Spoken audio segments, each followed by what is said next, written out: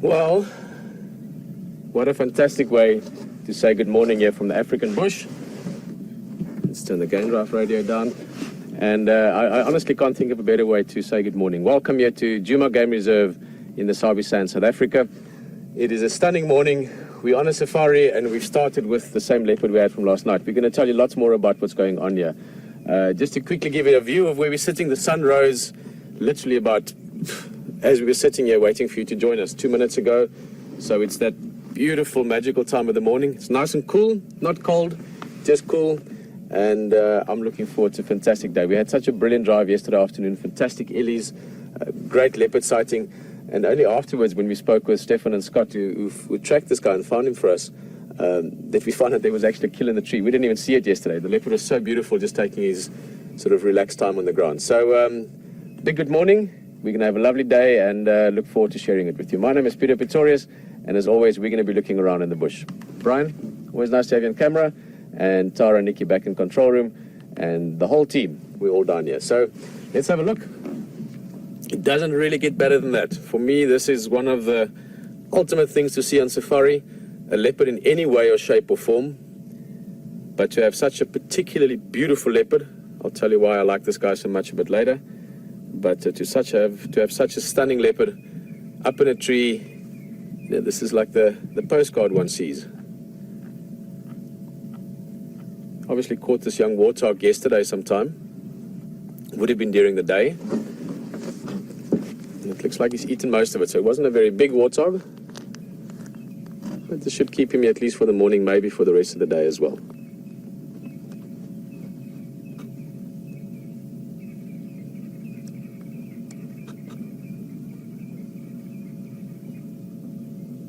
Oh, they're beautiful. Hearing something now. It's not impossible that a hyena might pop up here at any minute, maybe even another leopard.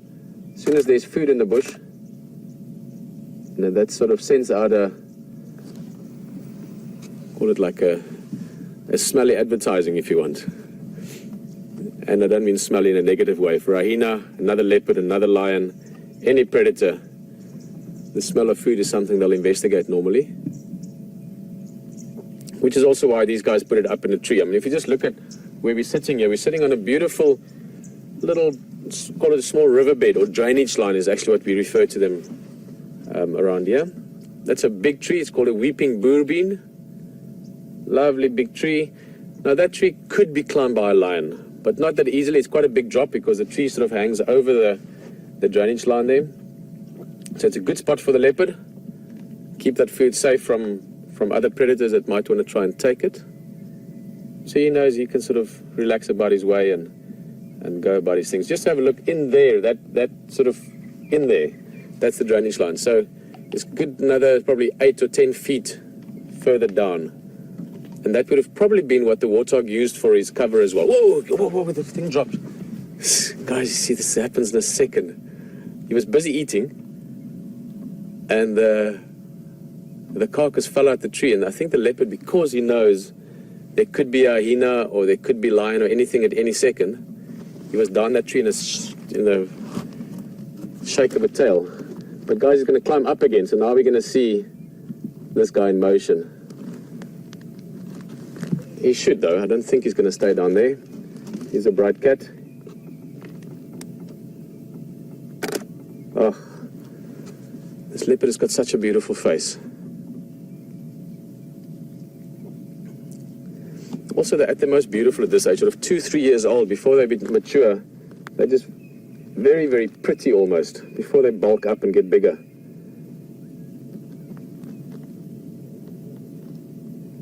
That's interesting that he's not going straight up the tree. I expect him to do so at any second, though. He's got enough experience to know that you want to avoid that food being stolen. In fact, during the last week since we've been here, he'd killed a nyala bull, a big antelope, not far from here, only about 100 yards up the same riverbed. And that was stolen from him by a hyena. So he's learned that lesson in the same area within the last week as well.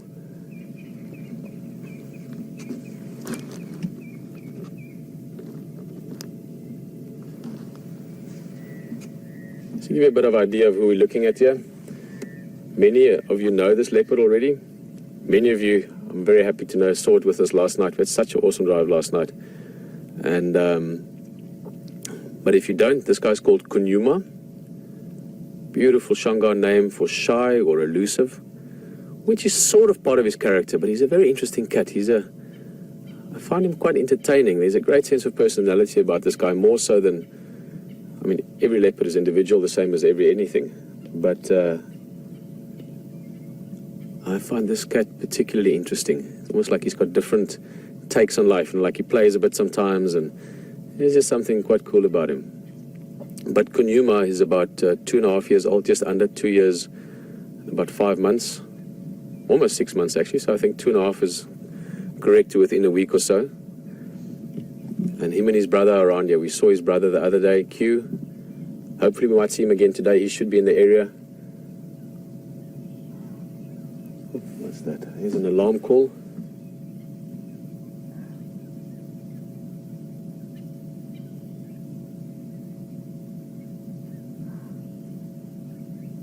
Far away, but there's an impala alarm call. Look at the leopard also looking in that direction.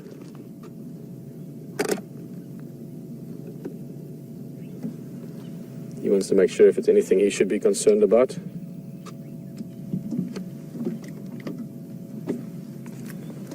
Predators is you listen to the bush, you listen to the news out there, you listen to what's going on, who's saying what. Now, are the impala alarm calling? Impala don't alarm call for small things, they alarm call for leopard, lion. The kudu alarm calling, follow that up. Squirrels can help as well when you get into the thick bush. They're the sort of, as you get closer to what you're looking for, the squirrels and the birds will be your helpers. Further away, you're looking or listening for your bigger animals calling. All those things add into the information you have at hand. The storyline you can follow to stick or follow up on these animals during the day. So, he got a bit of an injury on his side of his mouth, or was it just dirty? I think it's just dirty. Just dirty, yeah. Good breakfast. Excuse me.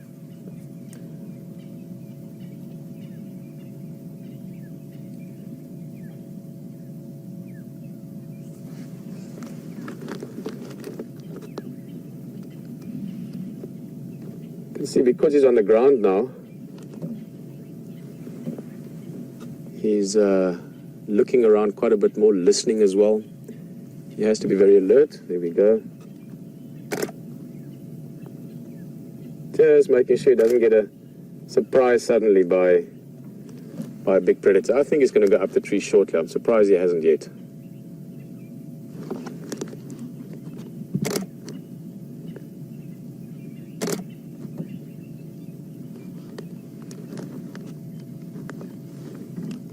Oh, beautiful light.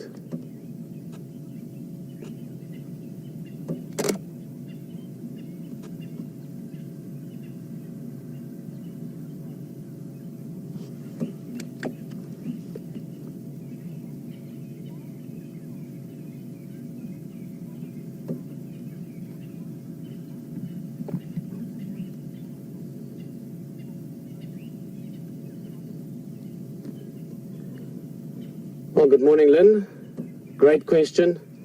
Great observation as well.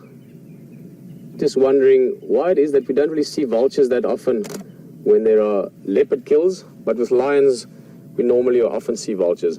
Lynn, it has to do with what we've actually been talking about. The fact that he's going to take this kill up in the tree. And we saw yesterday morning when we saw Shadow, that female with a cub, she had her kill sort of hidden under a bush.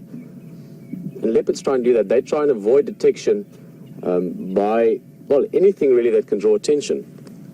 So vultures would draw attention, and that would draw hyenas. Now for lions, that's not necessarily such a big concern because they are most of the time dominant over hyenas. But for leopard, they have to make sure that they don't get surprised by those guys. So they try and hide the kill either up a tree, under a bush, not only to prevent a hyena from taking it, especially up in a tree, but also trying to avoid, there I can hear a hyena calling far away from the den, it sounds like, a kilometer or so. So the hiding of the food is to prevent anything really from finding it that could draw attention. So the vulture sees it, that would then draw attention to another vulture, and there's a bunch of vultures, that would then draw attention to hyenas, lions possibly, and they try and prevent that as far as they can. Oh, we've got beautiful light here. Look at that perfect side light.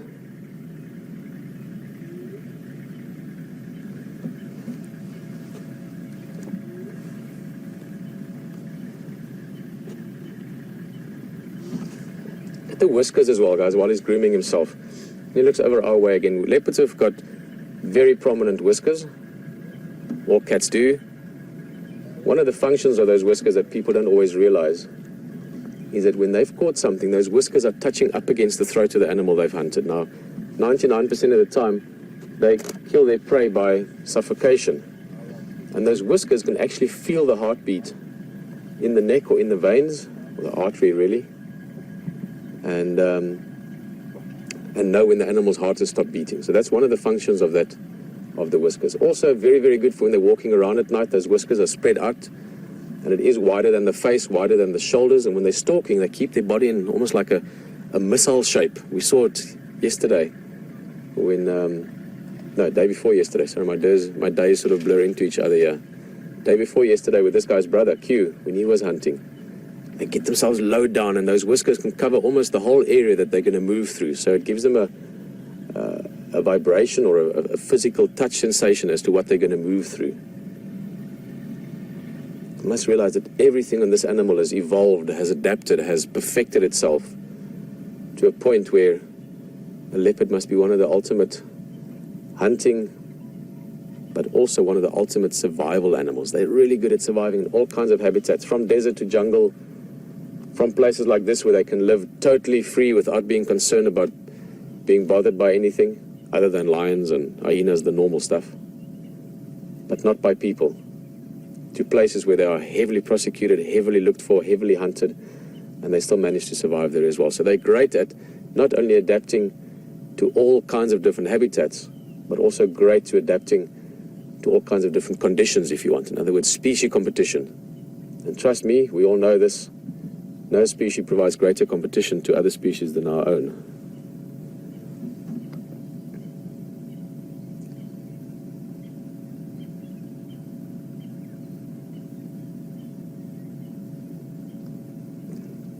Just thinking back to that carcass falling out the tree, it's funny, that doesn't happen often because these guys know if that happens, the food's gone. But what amazed me is when we were showing it at the time where he's situated, what the area looks like with the habitat around him. And Brian's got a pretty quick hand.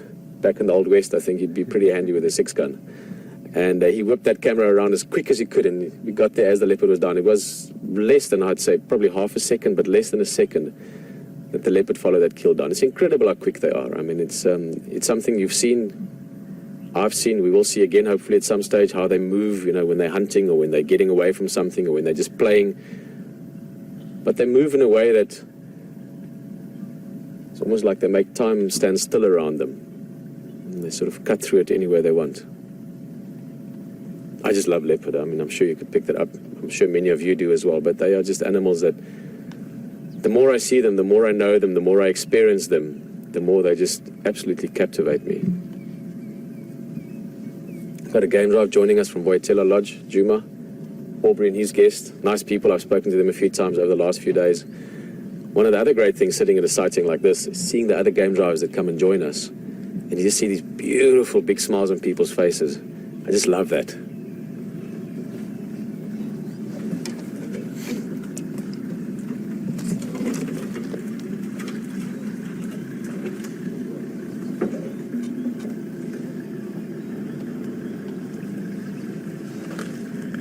I wonder what he's going to do next. Stay down there or take the food up the tree?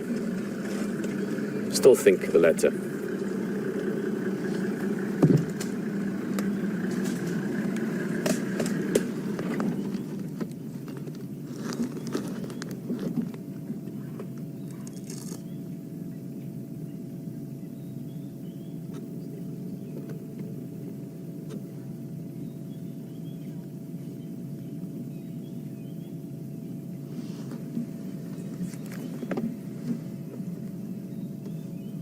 Morning, morning. Morning, how are you? Oh, excellent.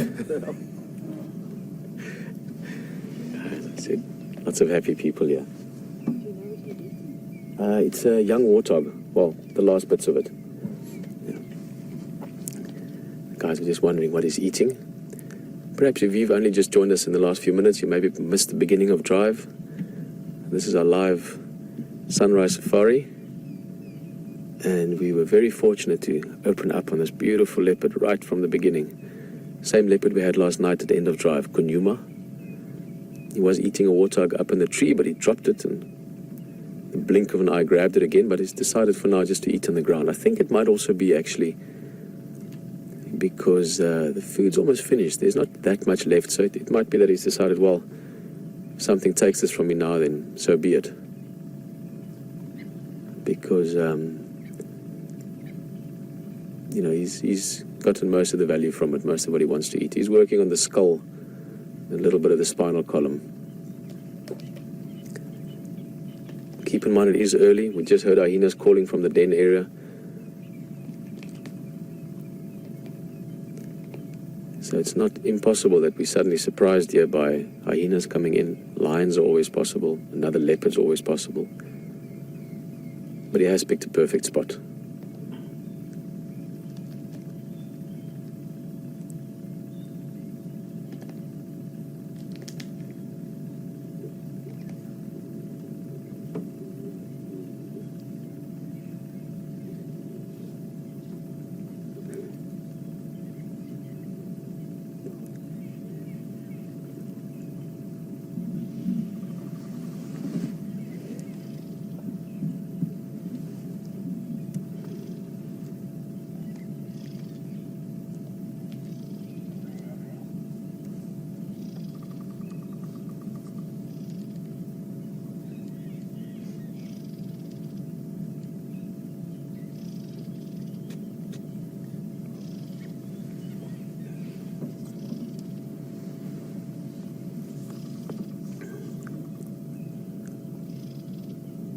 What you heard? Nothing major, maybe a little bird or a little small mouse finishing off the last bit of the night's activity, rustling in the undergrowth, just something like that that sparked his attention. He's very alert. I mean, leopards, even if they're sleeping, any noise outside of the ordinary wakes them up. And one of the probably smallest noises that has the biggest effect is any rustling in the undergrowth. Now, anything that might be snapping a branch or crunching some leaves as it's walking. They always get their attention.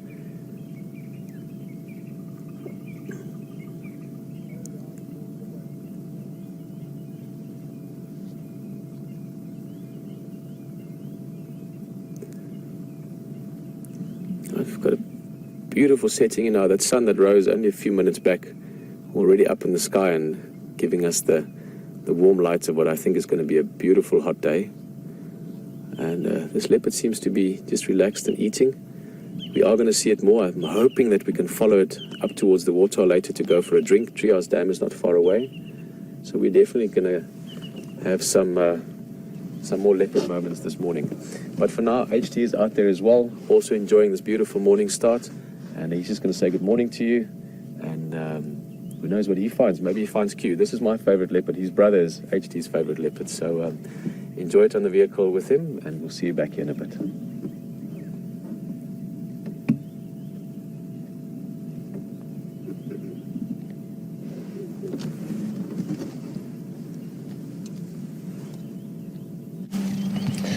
Good morning, everyone, and welcome to another beautiful, beautiful day on Djuma and Arathusa Game Reserves here in the magnificent, world-famous Sabi Sands Game Reserve in South Africa.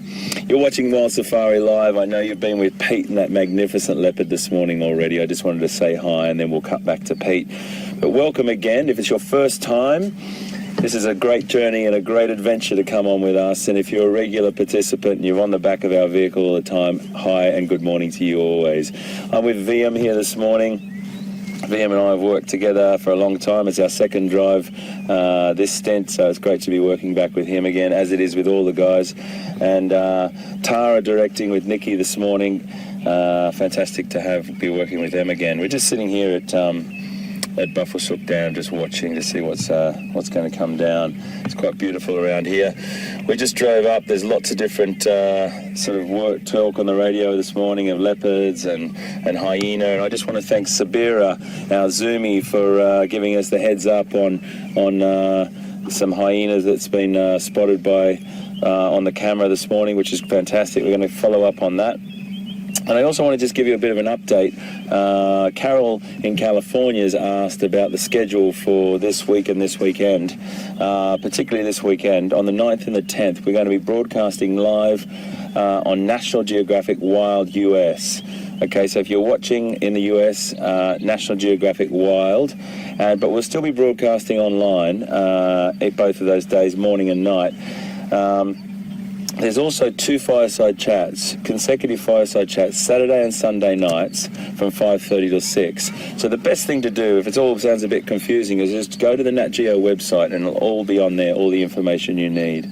So thanks very much for that, Carol, and I hope you're watching with us, and I hope we see you this weekend as well. I'm just sitting here just for a little minute just to see if anything did come down.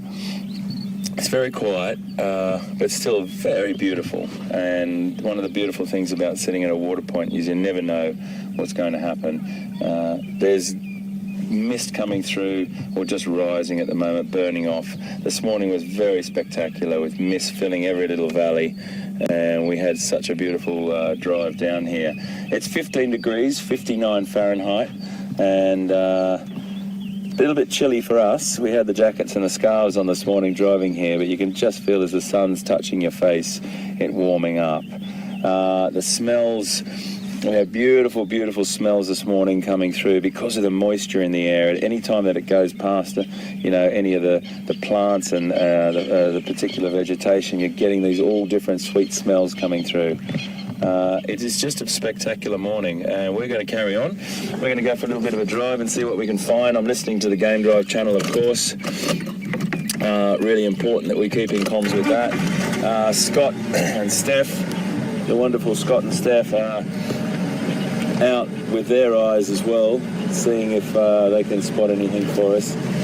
And seeing, it's normally like what they can find, because they both of them together are a force to be reckoned with. We had some great questions yesterday. It was a really nice bit of fun yesterday afternoon for us. When we did leave you last night, we did get lost in this really lovely little spot. I'll just go through this dip and come out the other side, because we might lose a little bit of signal here.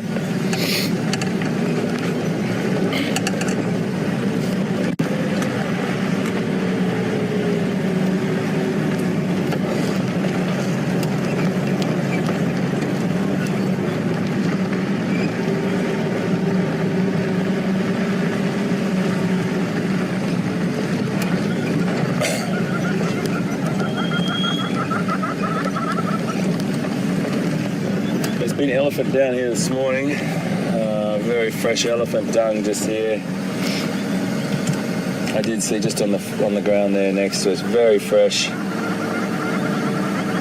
and there's lots of different tracks around it, but they could have been down here, even much before sunrise, and then move off into the vegetation. There's lots of elephant on the reserves at the moment, which is great. As you saw yesterday with Peter, that fantastic, unbelievable footage of that little calf who was being very, very tough. And I watched it last night. It was very funny, and I know everyone loved it to bits. He was just an absolute star, wasn't he? That little elephant. So that was great stuff. And I did talk about, there was a question yesterday about tracking, and it was a really great question about what were other than the obvious signs and tracks on the road, how can we use the bush and tracks and signs. And one thing I forgot to say, well, it's quite a big thing, but I did go on a bit anyway, was that I didn't mention about all the other signals from other animals. Bird calls, alarm calls from squirrels, alarm calls from antelope, all different noises of the bush, vervet monkeys and different other animals that give you an indication that there's a predator around, if you're looking for predators, that is. So all this adds up to this sort of bush newspaper, and it really does give you a good picture of what's going on in the bush. What a cracking morning.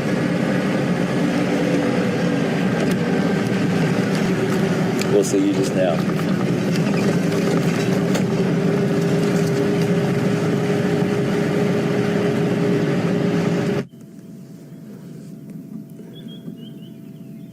What a nice good morning with HT there.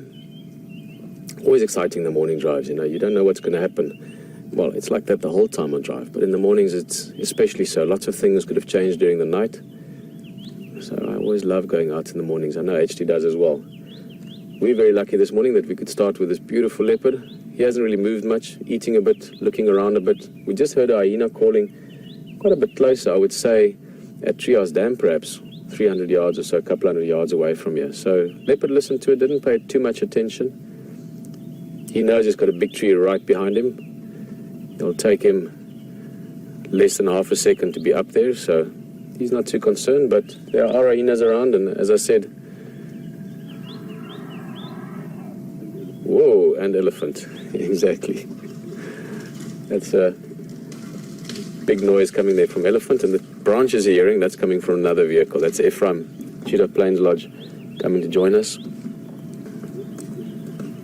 Very lucky and very happy guest this morning on the other Game Drive vehicles. These guys only have 1 or 2 or 3 days, 4 days, depending on how long they stay, to see these kind of things. So don't have the opportunity to come on many drives like you do. So it's a real treat seeing one of the most magnificent of the animals that you can see in Africa, especially in such a beautiful way as we do have this morning.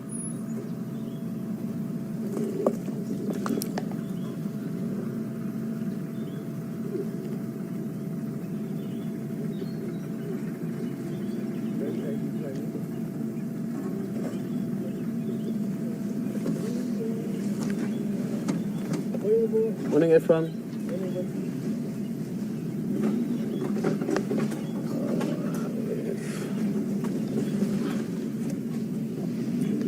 I think I'm going to get on. I'm going to make a little bit of space here for Ephraim. We've got another vehicle joining us, and we do work together, yes, so let's make a little bit of space for him so that they can see better, and also we can have a slightly different view.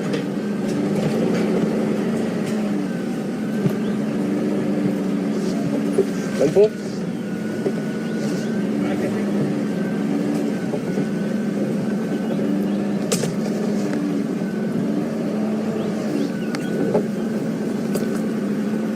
Kill him on if I stop in front of you, dude. No, I'm just kidding.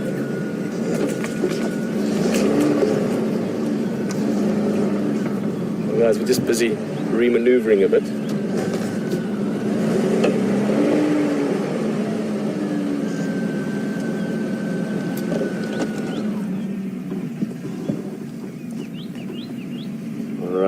Sorry, a bit of moving there, but just making a little space for Ephraim as well to join so that he can see nicely. Still sort of the same situation we were a couple of minutes ago. Leopard just casually feeding on the last of the warthog carcass. We've heard some elephants in the distance, we've heard hyena, so we know there's some other big animals around. Lovely sounds here from the bird life around here. It's white-browed scrub robin doing its singing up the riverbed here.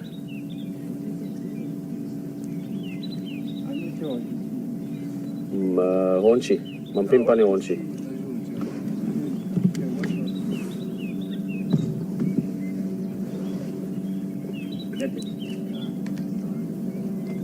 Oh, great question. Hello, Jeffrey. Actually, parts of Texas where you're from looks very similar to parts of Africa that I've been to as well. I haven't spent much time in Texas. I drove through there once years ago. But Jeffrey has just noticed the tail tip of that leopard just twitching a little bit.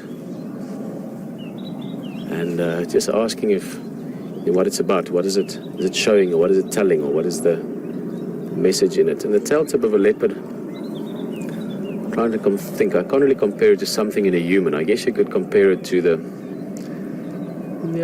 fingertips of a human, perhaps, but also some facial expressions. The tail tip can convey a lot of messages for us as observers, but even more so for leopard to other leopards. So a mother with cubs, for instance, that white tail tip very clearly visible so the cubs can easily follow it.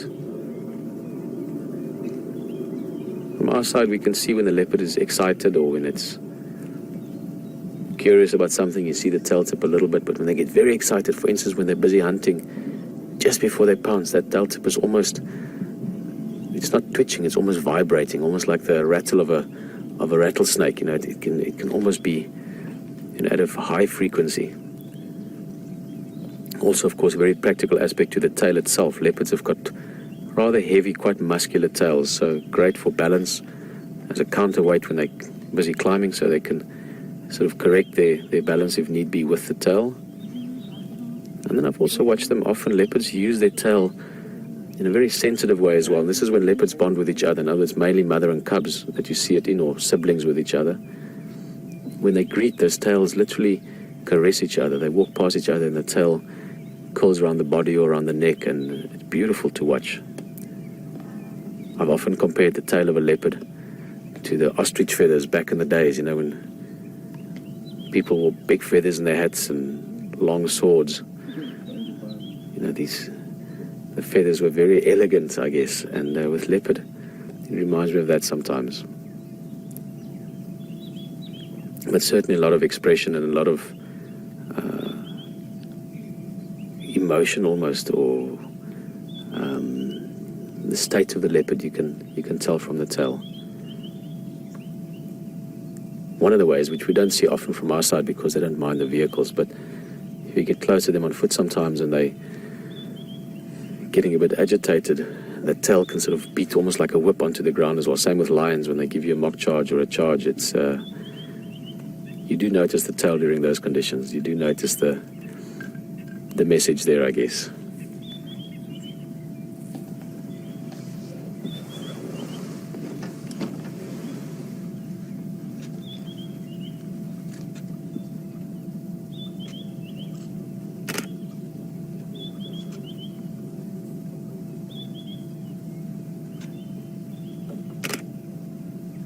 Yes.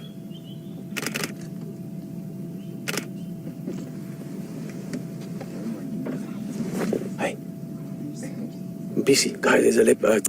There's a leopard in front of us. There's a hyena coming from the right. The vehicle on the right hand side. They just spotted the hyena.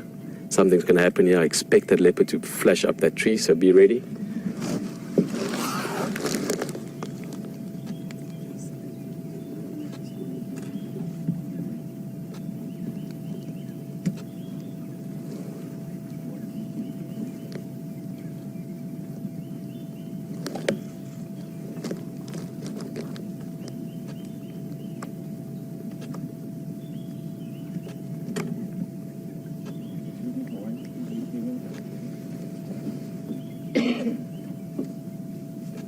Yeah, there he's heard it. Yeah, gonna grab it. Watch. This is gonna be quick.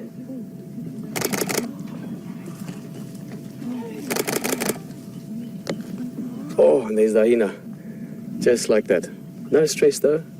The leopard didn't tense, he didn't worry. He knows what he can do. He had his plan.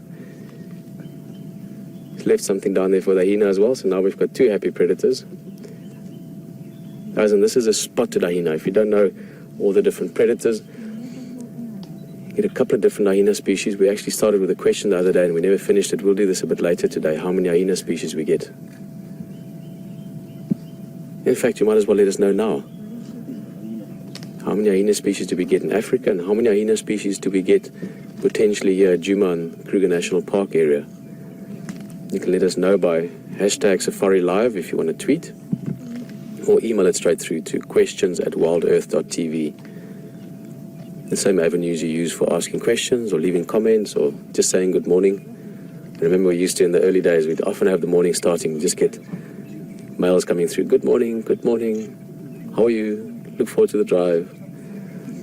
So how many hyena species do we get in Africa, and how many hyena species can we see down here in the Lowveld?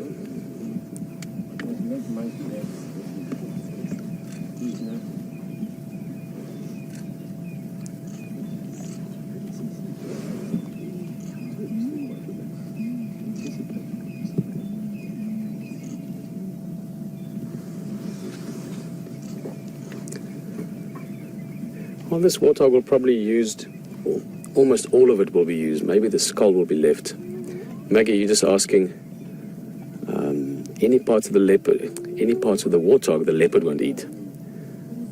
Oh, listen to that. It's beautiful sound.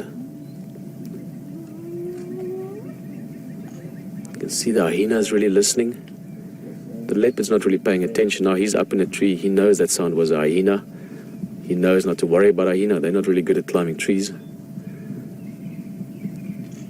But Maggie, just to finish your question, the leopard will leave certain of the bigger bones, sort of the big femur bones and the skull, the tusks obviously. No, this was a baby warthog, there are no tusks there yet.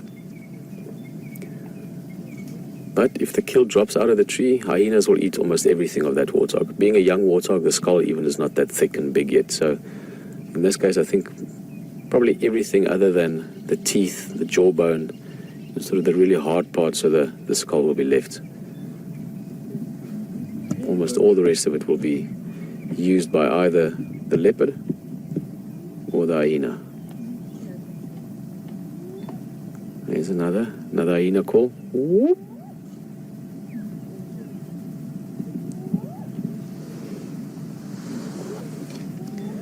I don't think that hyena has left. I think he's just gone down into the drainage line to see if there's any other scraps that have fallen down from the tree. So just getting the little bits of breakfast he can.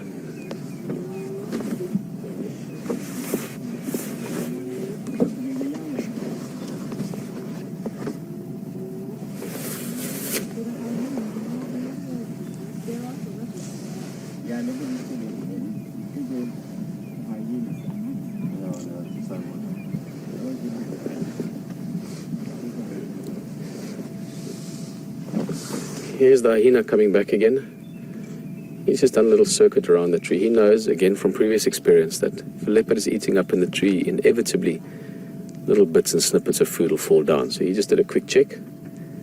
Hyenas have got exceptional sense of smell, even compared to other wild animals or other predators.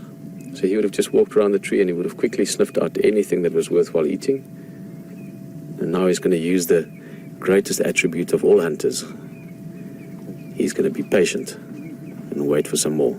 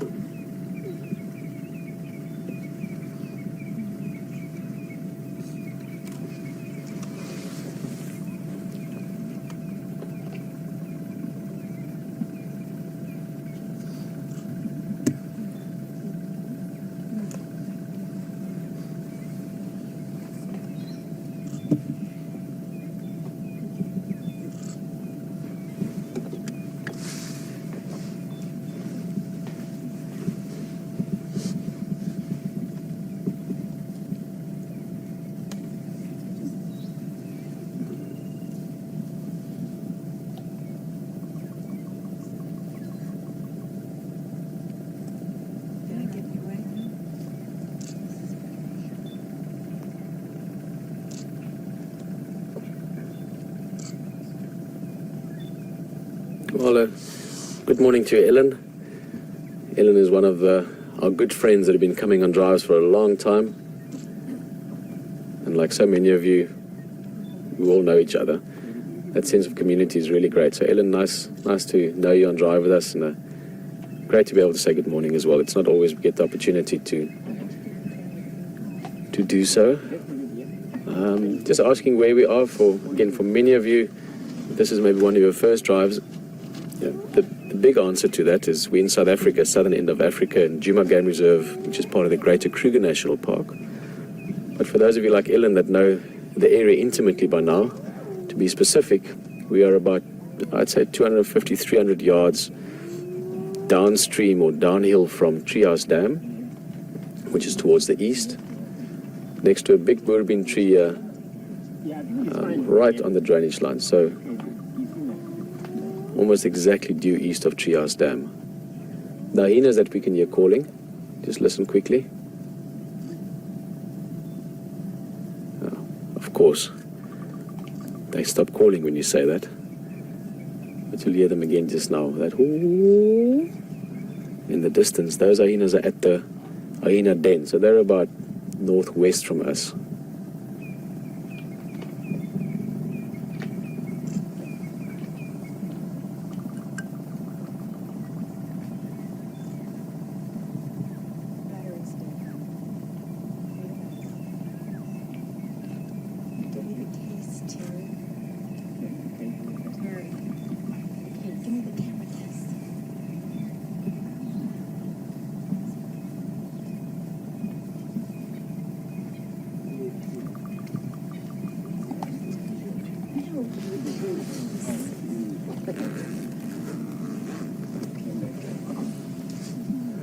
Well, you never know.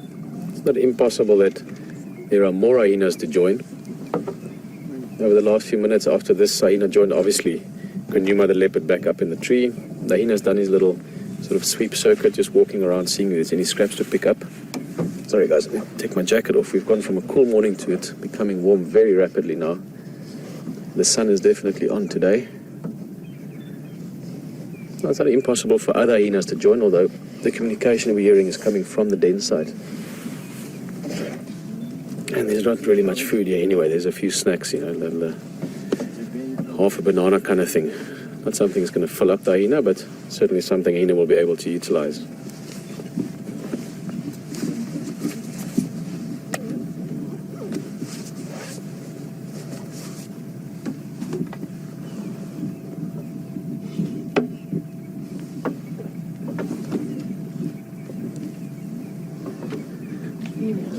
Hey! That's what he was waiting for. Took off.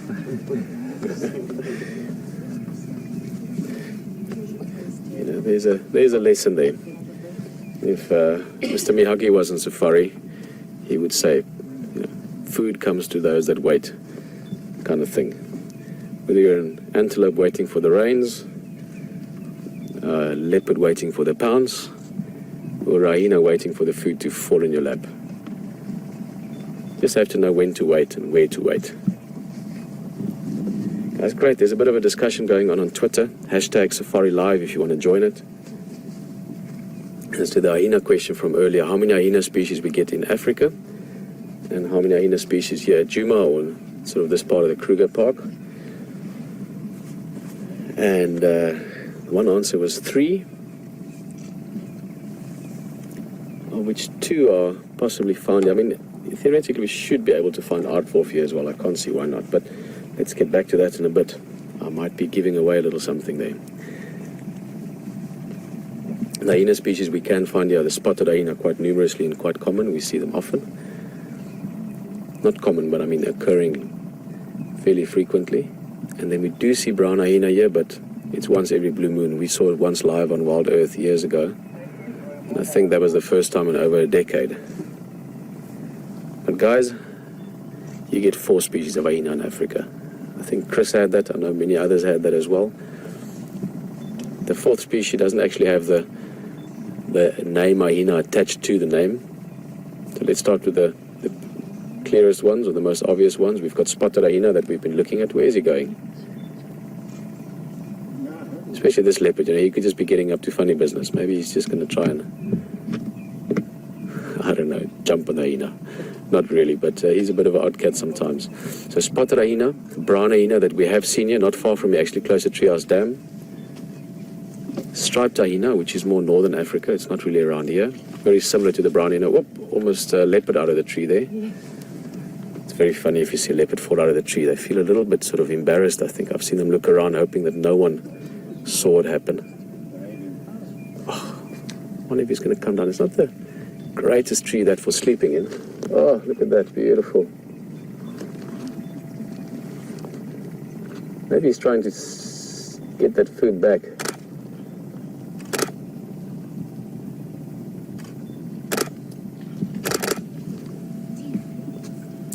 And then just to finish, the 4th species of hyena there is the aardwolf. So it's the spotted hyena, brown hyena, striped hyena, all very descriptive ones, brown, spotted and striped. And the 4th one, the hyena's still down there, the leopard's just checking him out. He's a bit like, hey man, I'm faster than you. The 4th one is the aardwolf, which is also a hyena species, part of the same family, but not really a scavenger in any way. In fact, aardwolf has got very, very specifically adapted or evolved teeth. And they eat termites. They're specialists at eating all other insects as well. They'll also eat other insects and ants and things, but termites is what they specialize on. You get them a lot in the Kalahari. Sort of your savanna type environments, not quite as thick and as lush as here. Oh, he's snarling at the hyena. He's like, hey, this could be interesting. A bit of interspecies, let's call it awareness rather than rivalry. Amazing. always interesting when you see two different species interact, especially if they both predators, both have their strengths and weaknesses. We had a question from the vehicle just now, and the name has just slipped my mind. I'll get it again just now, but I'm just asking how high can a hyena jump? Well, that's rather specific body shape. Big shoulders, lower back, which is adapted for long distance sort of trotting or like a sort of a loping run, as well as being able to carry heavy carcasses quite a distance. But that body design is not really great for jumping. In fact, they can't even jump as high as a dog of similar size. I've seen them jump a little bit, sort of more rearing onto the back legs, but jumping is not a big part of their sort of physical forte. I think the question was aimed at the point or the fact that, could he jump and grab the food from the tree? But they're not really good at that. They can sort of get as high as they can stand on their back legs, a little bit higher than that.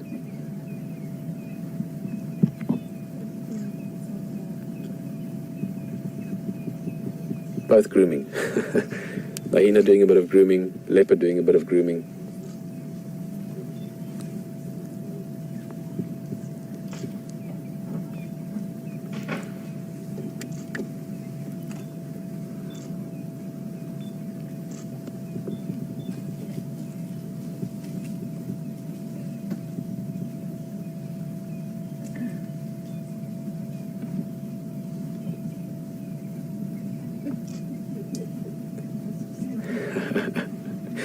Morning, Marco. I think we might have a similar sort of sense of humor. I was going to refer to it as, bacon breakfast a bit earlier, and I thought it might be a bit,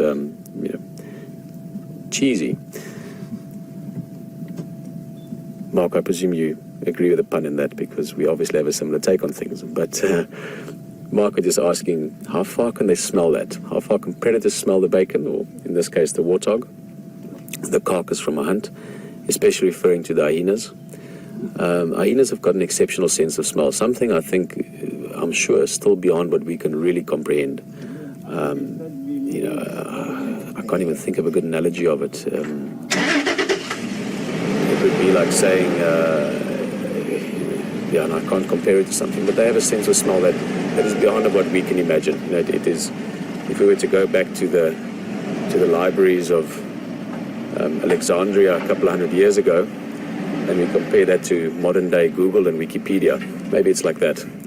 Back in the day, there was a library that you could go find a book in if you knew where to look and what you're looking for and understood the question. These days, you punch it in and you get it.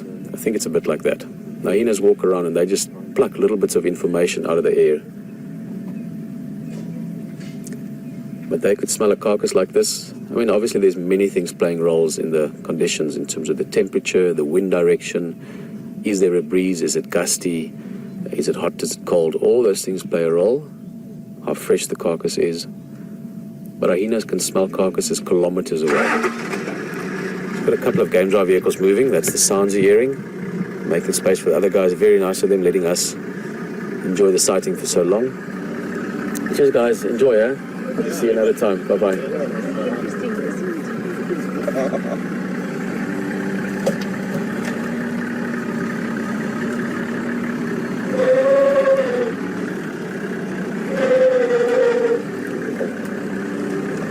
Cheers, William.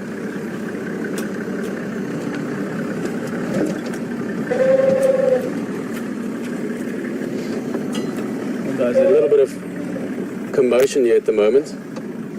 We're going to move just now as well, just to try and see if we can see Kunuma. He's gone into the deep dip there. But just while the vehicles are moving, Ephraim and Aubrey are moving out. I think we've got one other vehicle coming to join us. Maybe just a quick background again for those of you that don't know this reserve that well yet and how it works, but it's a private reserve, and therefore we can control the sightings nicely, 2 or 3 vehicles in a sighting only. So many benefits that comes with that, and the big benefit is the intimacy, the beautiful way we experience these animals.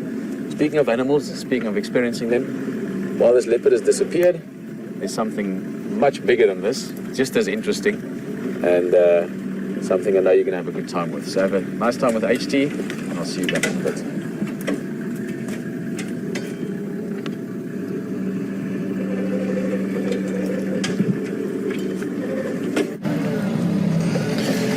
So folks, we've just pulled up here with a couple of bachelors, a couple of elephant bachelor boys, and they've got a little bit of, they're a bit cheeky, these two, and there's one directly down behind us in the drainage line as well. These two just gave me a little bit of attitude and told me to move out of the way, but I could just tell as I walked up, as I drove up, they were up for a bit of a discussion with me. They're just young. They're adult bulls, but they're just a little bit younger than the big sort of hulky bulls that you get around, these massive hulks that walk around. They're a little bit better and a bit quieter in temperament. So they're just being a little bit cheeky. They're absolutely fine, though. He just came and gave us a little display. He might do it again, but we're on standby just to move out of the way for him. It's all right, my boy. It's okay. We're not here to hurt you, buddy. It's okay. Just giving a little bit of attitude. I'll just turn around the other side for you, Liam. And these males would be males that have been moved out of the herd, and they move out of the herd about all different ages. It just depends on their teenage behaviour, their adolescent behaviour, really. That's what it really does boil down to, whether the cows can tolerate. I'll try to see if there's an elephant behind me there.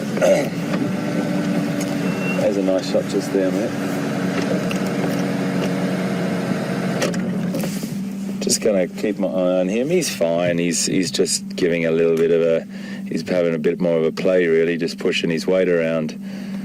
But it really does depend on that adolescent behaviour, on whether the females will tolerate the boys anymore, and then they get pushed out, excuse me, and then they end up joining a bachelor herd. And that bachelor herd can be, gosh, anything from 2 bulls to 35, 40 bulls. There's been recordings in East Africa of over 100. So, and they would be like all different ages. But you get those really big hulks, the big bulls that are, they're the ones that are a little bit more quiet, and they stay in sort of swamps and drainage lines for most of their time and just retire. They normally just go back to the female herds when the females are in estrus. So these boys are just having a nice browse this morning in this early morning sun.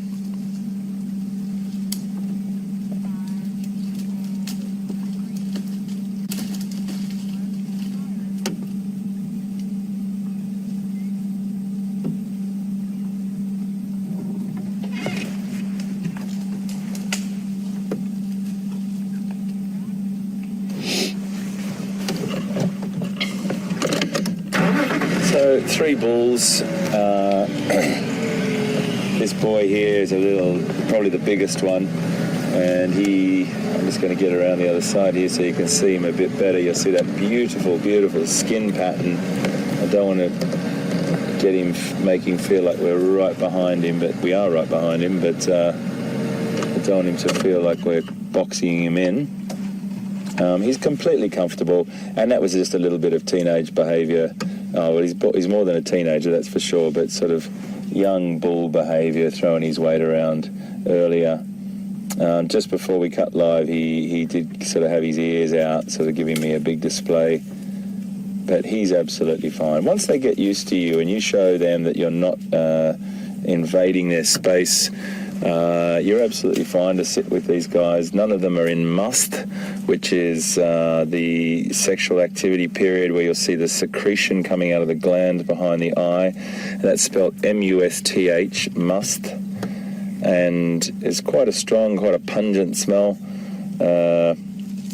It increases when the animal's in periods of sexual activity, and he's not in that period at the moment, so they're fine. They're absolutely fine. There's some lovely, just down below VM, there's a lovely, I'll reverse back for you, but it just goes to show the dexterity of the trunk. There's a bull down in here reaching up really high. Just can't quite get there. I'm going to just come around all right, my boy. Okay, my boy. He's just through there. Can you see that, Leon? Right. Just picking off the little bits, that exact pieces of vegetation that he wants. That dexterity is really obvious there. That beautiful trunk. Lovely sort of subsonic little rumble he just gave out then. It was in a frequency range that our ears could pick up then, so it wasn't quite subsonic, but there's a lovely sort of grumble that comes from their chest and their throat. It's a beautiful sound.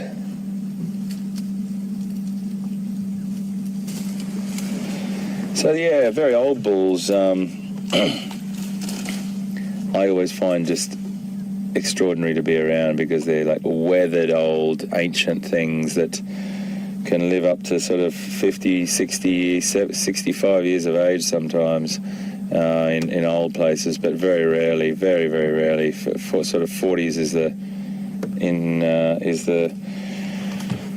normal sort of age they get to. And in the wild, of course, they're living their lives through their sets of molars, through their sets of teeth. And once they get to their last set of teeth, that's pretty much it.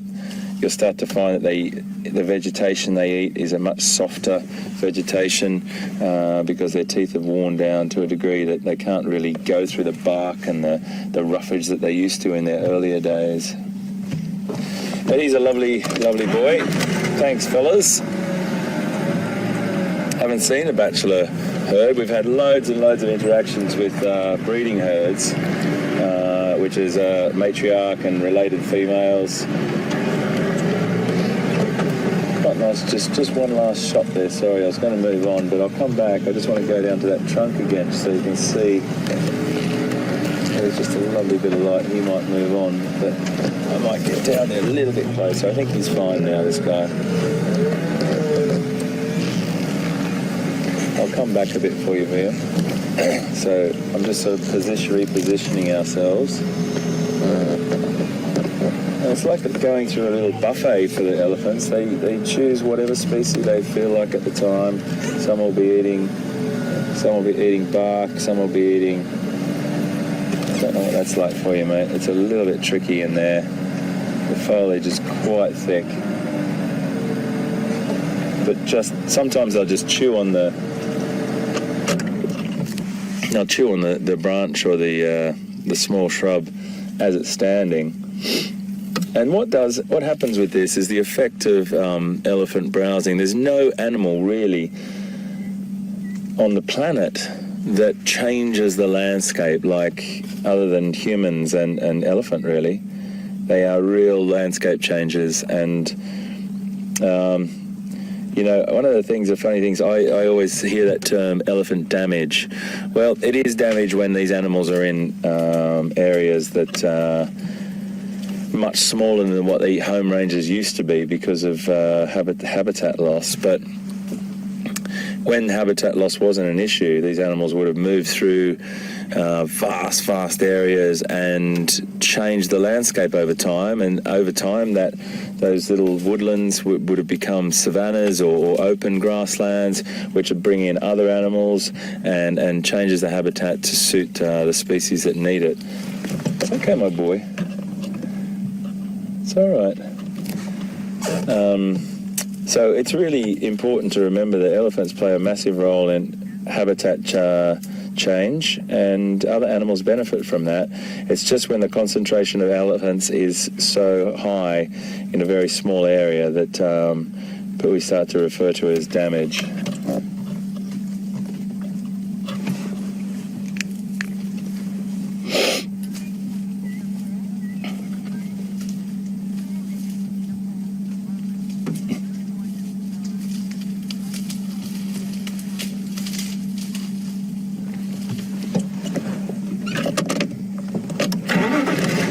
I've got a lovely Lovely question from Dylan. Hi, Dylan. Dylan's in Cedar Falls. And Dylan, welcome aboard, mate. Great to have you. And you said it's storming or it's thunderstorms or something at the moment in Cedar Falls. I love thunderstorms. I think thunderstorms are fantastic. A lot of animals don't like them, particularly our pets and things like that. But Dylan's question is whether elephants change their behaviour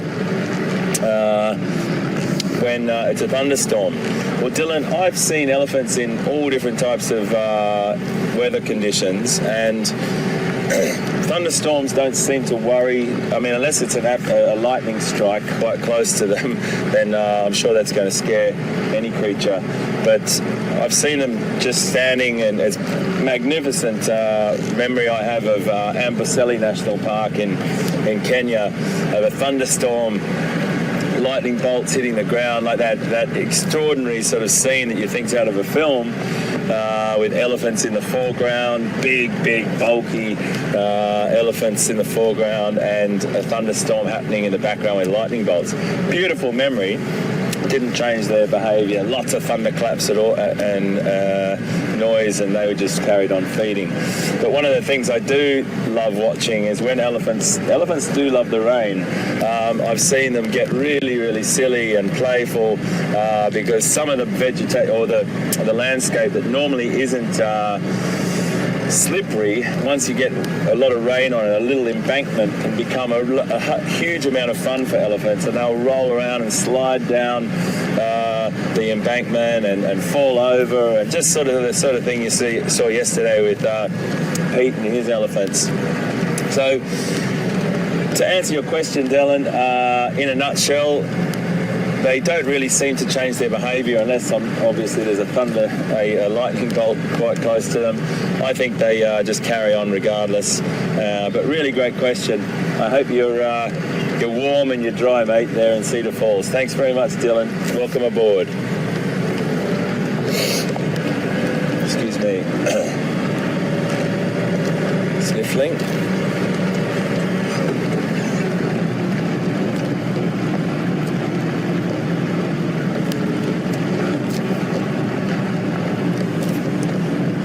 Just turning the Game Drive channel back up a little bit, folks, so I can hear what's going on.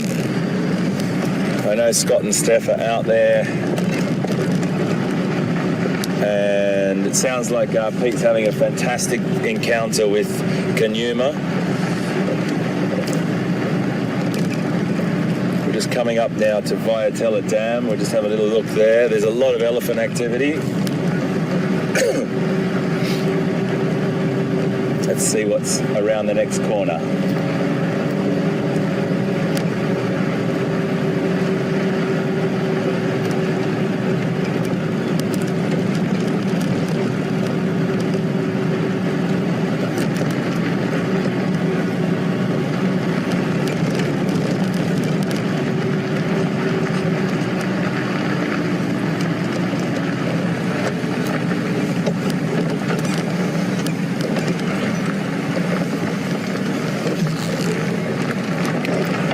Much, does it? But another track and another sign, really, or another sign of an animal's presence, and that is a hippo dung area where it will actually spray its tail and spread its dung. All that area right all around there is just all that area just there is hippo dung, just in that section there. It's a bit hard to differentiate. It's dry, and the animal will come out at night and put that dung down and mark his territory. But I'll show you some hippo dung up close and personal another day when we do another little one of our dung quizzes. So remember, if you've got any questions, please send them out to us. You can tweet them to us at #SafariLive. You can email them to us at questions@wildearth.tv, and we're more than happy to answer them. We try and answer as many as we possibly can. But sometimes if we're in the middle of a sighting, we could get hundreds of questions, and we'll obviously try and spread them around the best we can.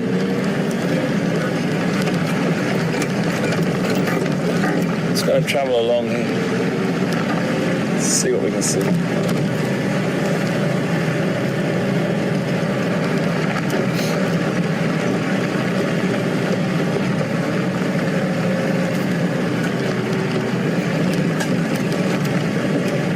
Question from Carol in Montana, and Carol's wanting to know, I mentioned that elephants, when they get older, they might try and want to eat softer vegetation because they're down to their last set of molars, their last set of teeth. As they go through their life, their teeth move forward through their jaw, they get 6 sets of teeth, they lose those. Once they've lost the last set, it's basically off to the great savannah in the sky for them.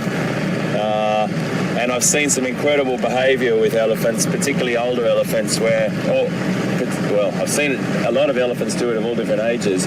Softer vegetation, Carol, is going to be things like tender leaves, tender grass.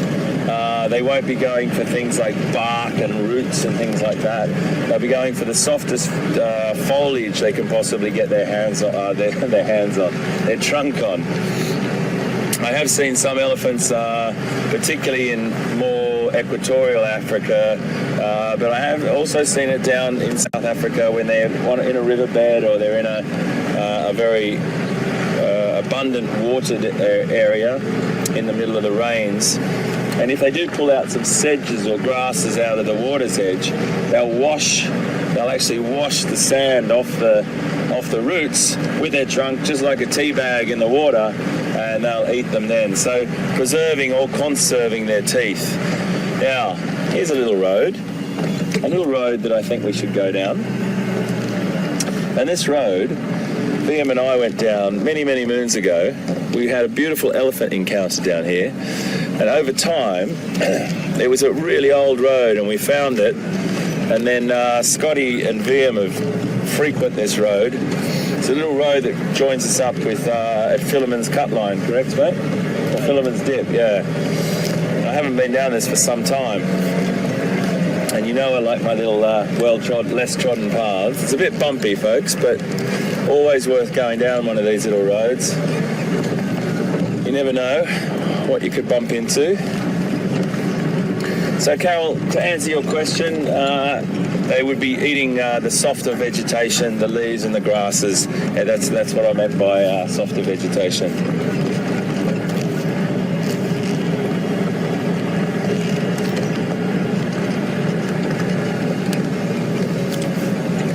Winland, that I can't put my finger on, and I don't think anyone. Science has mapped the brain to a point where they pretty much know where everything happens in your brain. One thing scientists haven't mapped is intuition. They don't know where intuition sits in the brain. They don't know where that instinct is in the brain. And I guarantee you that, if you ask Steph about that as well, that is the thing that he will tell you that you just can't put a handle on. A tracker's intuition, after they have done the simple tracking and then the systematic tracking and then they've gone on to the intuitive tracking, it's just something within you that would tell you that that animal has gone that direction, or that animal is in that bush over there, or that animal isn't here anymore or has moved that direction. There's something very special about it. It's like a magic. It really is. Thank you for your question.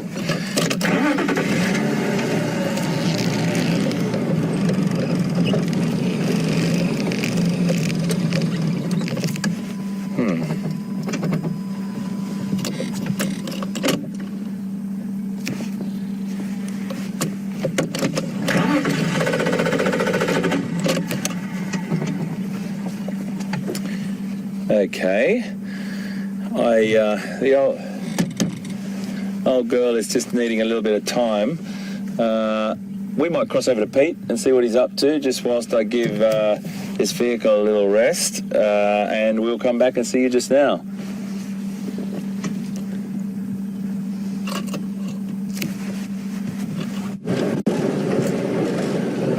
Well guys, we're down here in the riverbed in the Mulwati. You can see the nice sandy drive. We looked around for Konuma, but he'd gone into that deep drainage line, that deep donga, what we call it, that sort of deep ditch. And knowing him, just the other day, we tracked him a little bit into one of those. He's just found a little place where he's hidden from everything. He's probably going to take a nap, so we aren't going to find him this morning, I think, or not at the time. Gut feeling, maybe a little bit later in the morning, he might go drink at Treehouse Dam. HT will go have a look there. A little bit of something with Wendy there. You must realize that as with the broadcast, as with all the technical things to bring you all the way to Africa for the game drive, to enable that, also these vehicles, this one and Wendy that HT is in, they work very, very hard. I mean, they truly, you know, go where no other cars can go kind of thing. So something there, I'm sure we'll get it sorted out. In the meantime, we're enjoying the riverbed. Lots of elephant tracks around. 3 or 4 places we've had. There's another place. Elephants have crossed the riverbed. And there's more tracks. We're just around the bend. Just around the river bend. So my little daughter is 3.5, so I know Pocahontas very well. And we're just around the river bend from Twin Dams, where another group of monkeys were calling earlier. So the frequency of it has sort of disappeared a bit, so whatever it was might have gone, but we are going to go have a look. Might be that there's another leopard. Might be something else. But we will know within the next minute or so.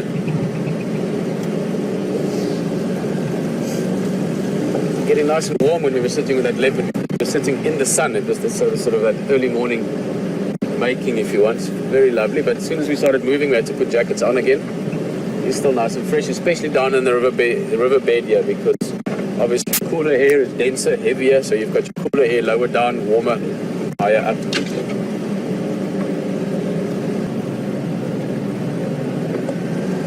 They're going to check down the river. We're going to climb up onto the bank up here towards the waterhole.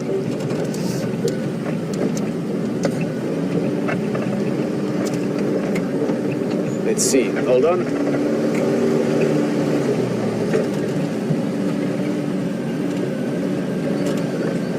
Not seeing any tracks immediately. First glance. Here's the waterhole.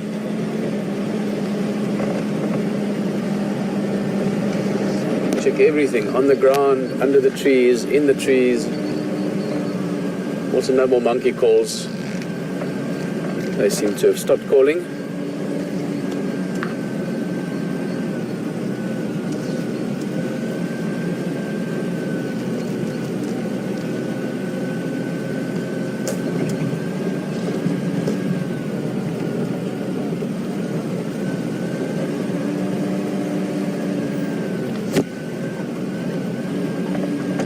Whatever was around here earlier either has moved along or might be further south. There's a place called the Boon Pan in the neighboring area, and I know that that's an area where the monkeys often hang around because there's some nice big trees there. But let's just stop here for a minute. It's always nice to stop at the waterhole. Oh, there's a nice monitor lizard enjoying that sunshine I was talking about earlier. A little bit far, but we should be able to see him all right. And also just listen. Always nice around the waterholes. Just to, where is he now? Oh, there's 2 of them actually, but that's the better one. Yeah. There's another one there as well, but that's the better one.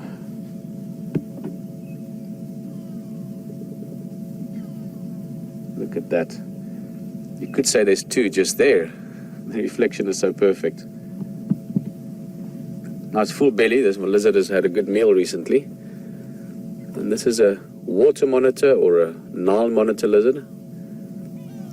Pretty good size one, this. I mean, they get bigger than that, but this one would be about, I'd say a little bit over a meter, so 3, maybe even 3.5 foot nose to tail tip.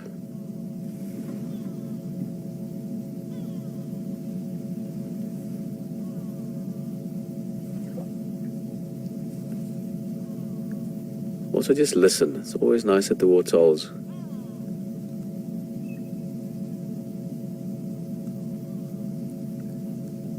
A little bit far away, but I can hear some grey lories.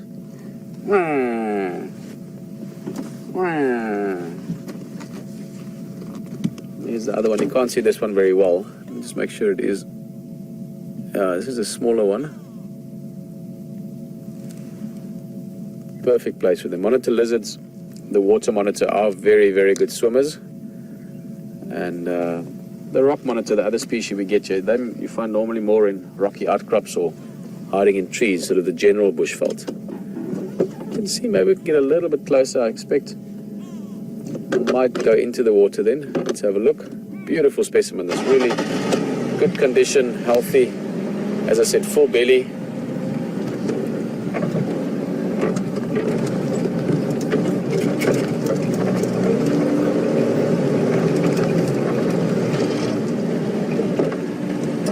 I think that's maybe a... I think if we go closer, he's just lifted his head up a little bit, so he's aware of us getting closer now, so... Great. This one is quite dark. In fact, I'm wondering if it might not be shedding its skin somewhere in the next while. Sometimes you get the markings more prominent. If you look at the face, you've got the sort of yellow and light green, brown blotches. Very, very good for camouflage in the sort of vegetation that you get around and on the edges of waterholes and rivers. Obviously in the big river systems you get monsters of these guys, really big ones.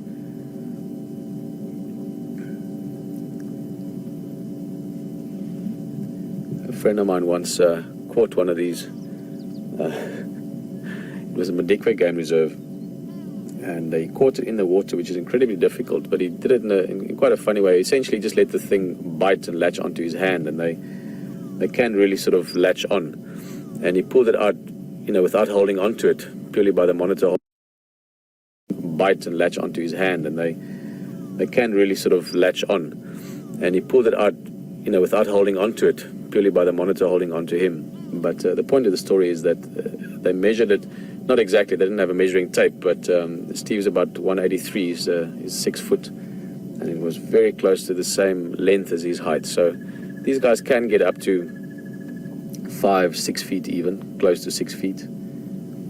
This guy, as I said earlier, probably about 3.5 foot.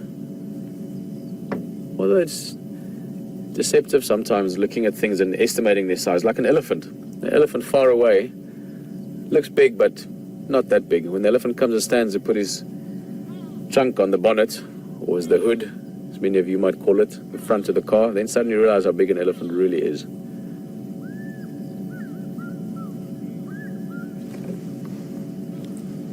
One of the most beautiful African sounds you can hear. I'm sure you could hear that just now. That was an African fish eagle. We saw him here the other day at this dam, actually, flying around. Just calling there in the distance. Right, well, the monitor's going to enjoy the sun. I'm not going to go closer. He's, He's enjoying the morning sun baking session. Look, I saw something in the bush there, which I think is a log, but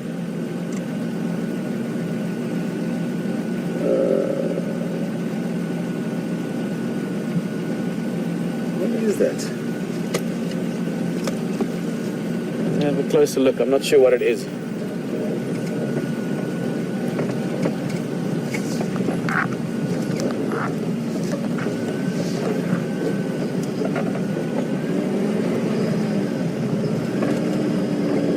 Alright, well, I think it's just nothing, but I'm just going to go past there anyway.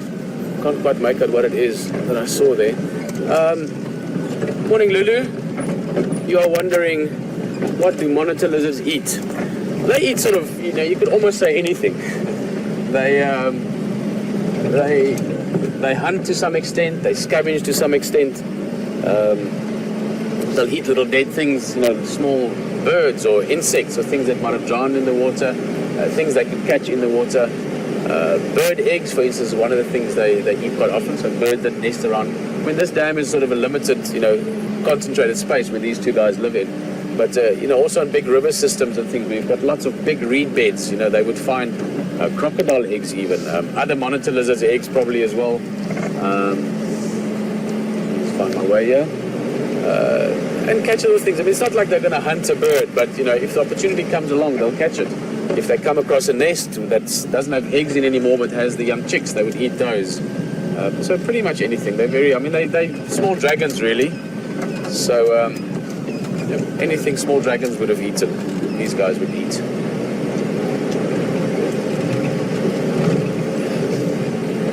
Well, look, as I said, I think it was nothing, but there's just something about it that I thought, let's rather make sure it's nothing. Where was it? Ah, one of our favorite characters in the bush. This is a different species. You get a few different kinds of hornbill. This is a red-billed hornbill. As you may have guessed from the name, their bill is more red in color as opposed to the yellow-billed hornbill, which has got a more blue bill. Just checking if you're awake. The yellow-billed hornbill obviously has a yellow bill. And then you get the red bill and the grey-billed hornbills. That's the three kinds you see around here quite often.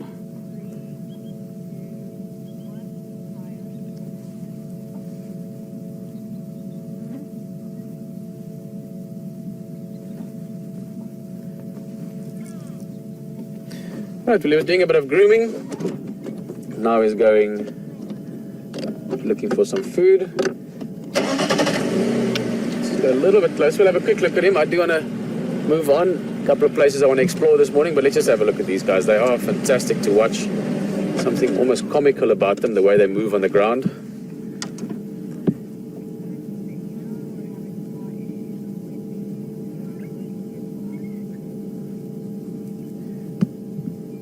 Look at that.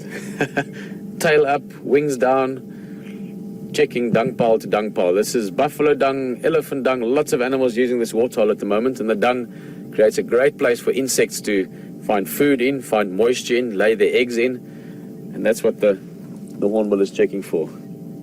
He's just seeing what he could find, scratching through it. Breakfast time.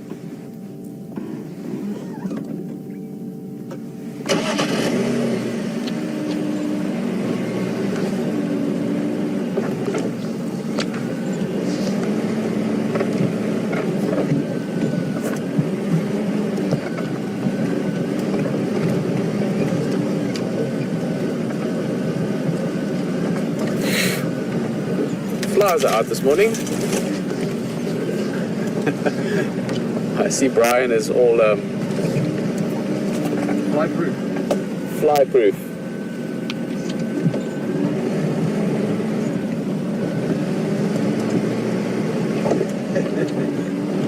Guys, so I have to show you this. This is morning drive. You know, morning drives are always a little bit more. We're all rested. We're having fun. Give me a second. We're going to answer questions just now, but there's another question just now. But Brian, just look at me here.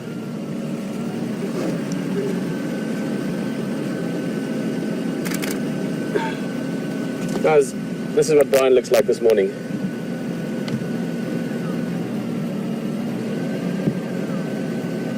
Turn it down a little bit. Yeah. There we go. That's Brian. Oh yeah. All right. He does look a little bit like he's about to rob me. But that's his way of keeping the flies off, because you say, I can do this. But Brian can't. He's got his hands busy making sure we see everything. All right, we're going to do a little bit of driving. We're going to head towards Aratuza, go explore some of the roads that I would have forgotten there by now. So look around, see around. But we're going to take it nice and slow as well. No rush. We are on game drive. Might even...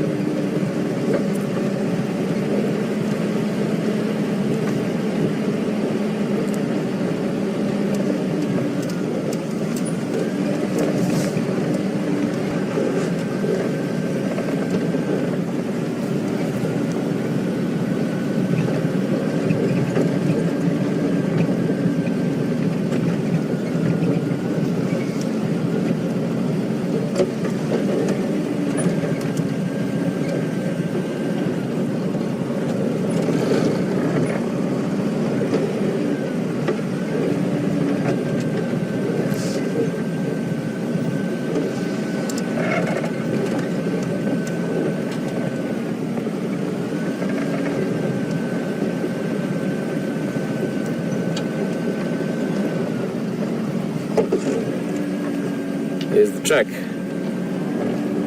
Guys, we've left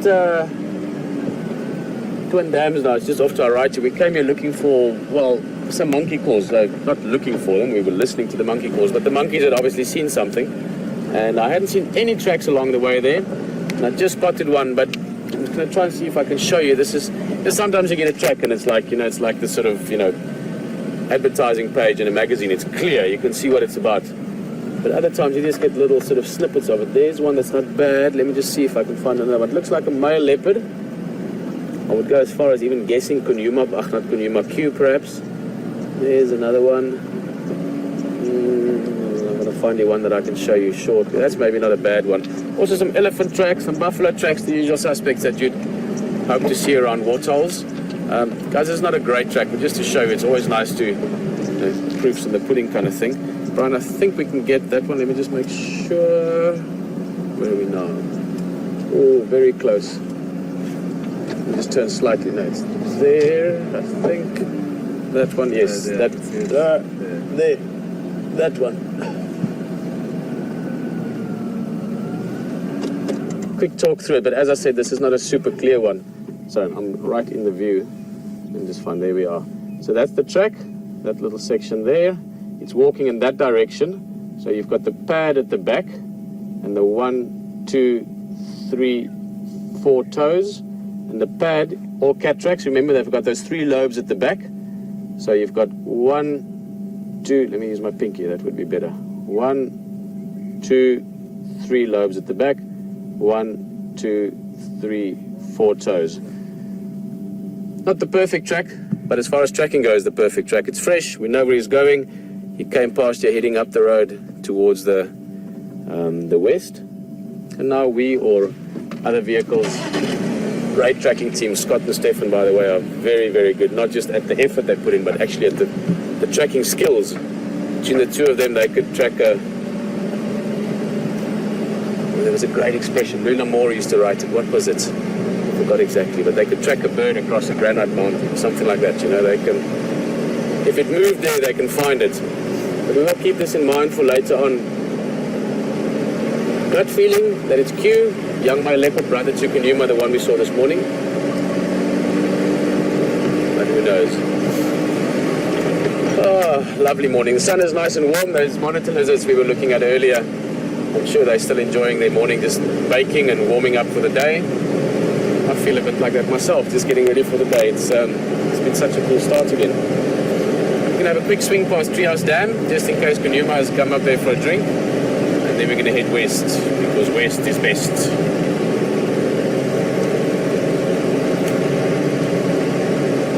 Guys, I just love this. So just before I answer your question, Renee, I love great questions, and I just have to say thank you. It's been amazing, the quality of questions we're receiving from all of you, the insight you put into asking a question.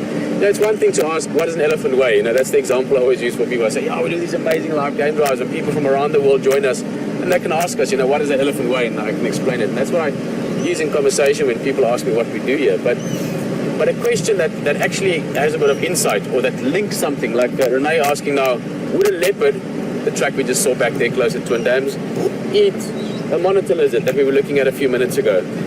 Definitely. I'm trying to remember. I've seen a few things eat monitor lizards, and somewhere in my memory, I'm imagining perhaps that I've seen a leopard eating. I'm not sure. Sometimes memory is a funny thing over the years. But certainly, your big eagles like eating them. Martial eagles are one of the ones sort of known to hunt them. But I can imagine a leopard would eat it if the opportunity was there, and if they could catch them. And a big monitor lizard like that's a few kilograms. That's probably, close to the same amount of food as a small steenbok or half a young warthog, So it's actually a sizable meal if they could catch it. And the monitor lizard, could it hurt the leopard? It can frighten it. They whip with their tails. I've been hit by that once or twice. You know all about it. But it's just a little sort of welt that's left afterwards. Not going to kill you. And they can bite. Again, my friend's example. Onto his hand. Very difficult to get off. But as long as you clean it afterwards, nothing serious. The infections could be bad for us, but a leopard would cope with that very easily. So not impossible, and I'm sure even not that unlikely. Great question, Renee.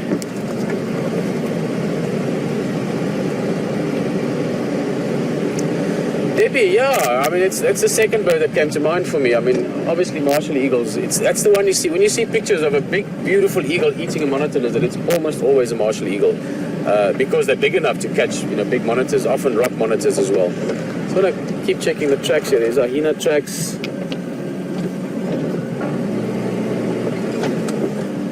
And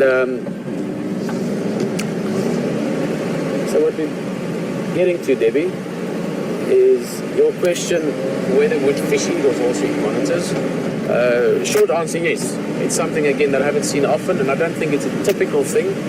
Fish eagle are quite good at hunting fish, but I've also seen fish eagle eat birds, catching turtle doves and things like that around waterholes. And I'm sure if the right monitor lizard opportunity came up, especially maybe if it's not a big monster one, I can't see why fish eagles wouldn't catch them. It's a good meal. That's what I can see for now. Go check the waterhole, and then we're going to head west a bit.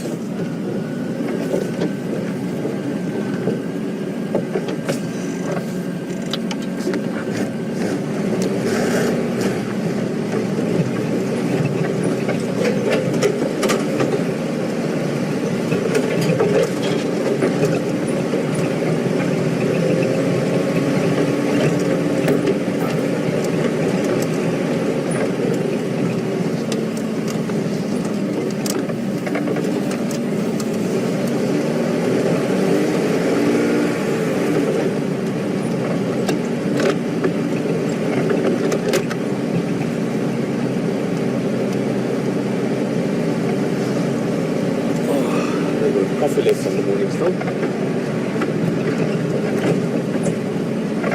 Very good. Who's having coffee right now?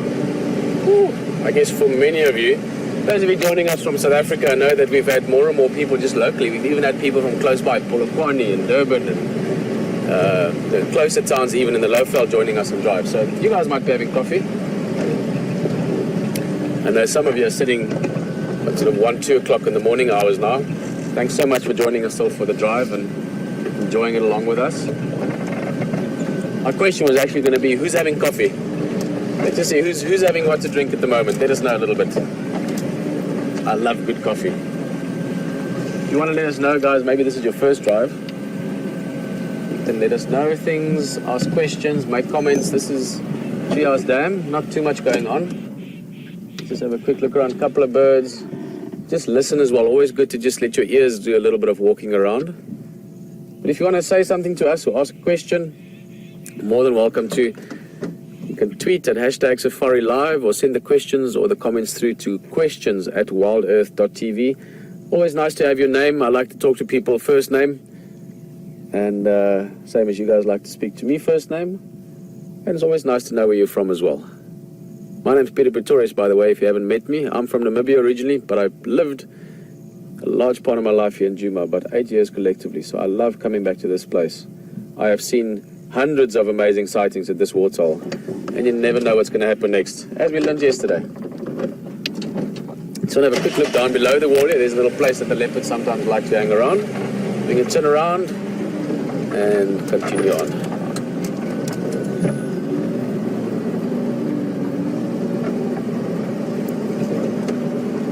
Because we're not seeing a leopard doesn't mean it's not here, but I think he's sleeping somewhere in the drainage line.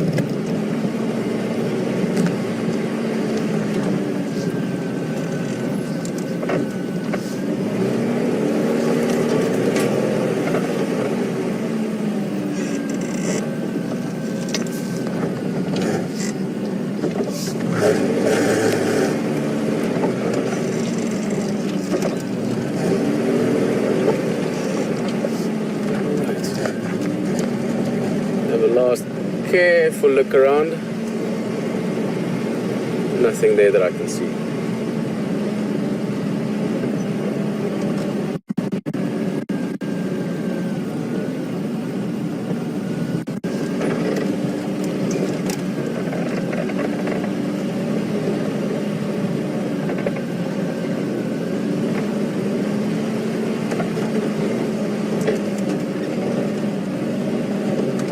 Right, well, that's Trias Dam. Nothing going on.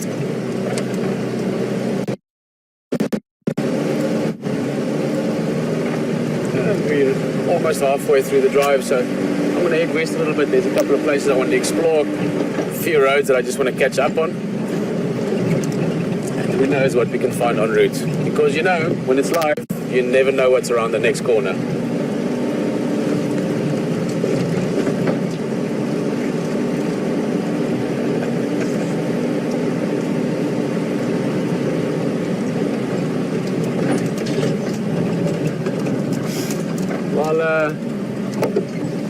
Let's have a look at this quickly because I'm trying to jog my memory here, but I think we actually saw 2 warthogs here a day or 2 ago. This would be one of them. The other one would be, well, not with us anymore. Because the other one is the one that we saw with Kunuma this morning. Or the remains of it. I think these were the same 2. Brian, were you with me a day or 2 ago? We saw them at the waterhole, I think. Yeah. So, yeah.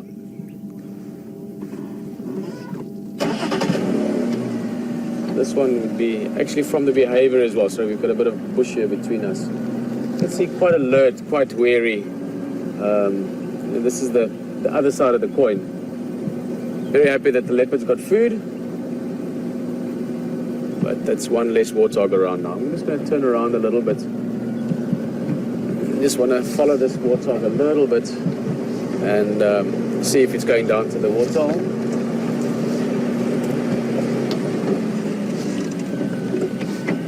Very wary, but I don't think the warthog is wary because it's seeing something. I think it's wary because it's had that experience, obviously, in the last 24 hours. Yesterday afternoon sometime that warthog was caught. So this would explain the nerves with this warthog. Also, up until a day ago, looks like a female. Yes, she would have had company. No, she doesn't. A little bit sad. Guys, you know what? This is also... This is how it rolls. This is how it goes. Some warthogs make it through and they live to a ripe old age, and other ones sort of return back into the food chain a bit earlier and make sure the leopard can grow. But this warthog is doing a remarkable job of hiding from us. Just swing around a bit.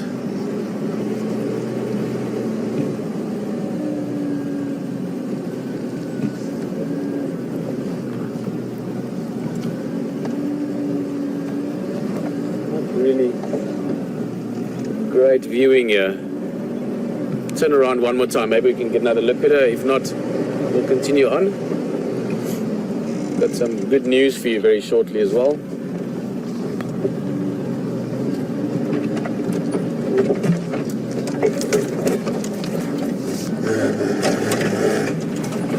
And the good news is, let me just try. That's the thing with the warthog. They're about this tall. And the grass and the shrub is about, oh, there we go. She's popped out. It's also about the same height, but there we've got a view. Perfect. This would almost certainly have been the female or the mother of that youngster. Busy grazing again. I mean, life goes on as well. She will have new youngsters again next summer, perhaps raise all of them. Who knows? She's very healthy and good condition as well, so she will have other babies in her life.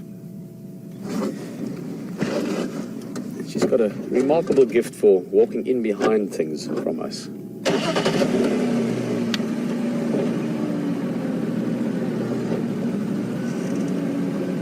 Quite good conditions for the herbivores. Herbivores are animals that eat plants. So everything from elephants to warthogs, antelopes, giraffe, and so forth.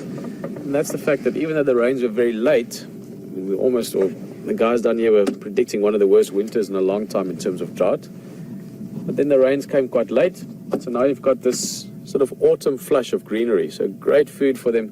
You can see around her there, nice fresh grass to graze on. Not just the leaves of the grass, but also all the roots would have now swollen with the moisture from the rain. So when this dry when the grass dries out, she'd be able to dig out the grass and get to the roots as well. They dig a lot of the times just using the top edge of that snout.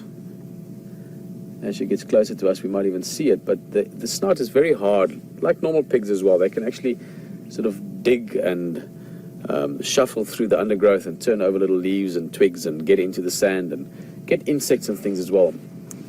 I mean, I referred to herbivores just now. Warthogs, to be technically correct, are actually omnivores, same as humans or monkeys, jackals, foxes. In other words, they eat almost anything. Insects and grubs and little worms and things as well. But mainly they eat grass and roots. They dig out a lot of roots with a snout, and if it's tough roots, they use those tusks, the top set, sort of the blunter, heavier working instruments they can use to dig with as well.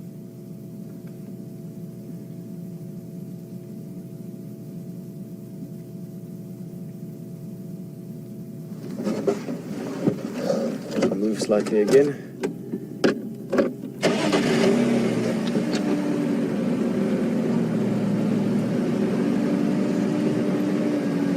Story she could tell from yesterday. Look, let me just see, sorry. Give me a second, let's just be patient. It looks like she might be heading down this way.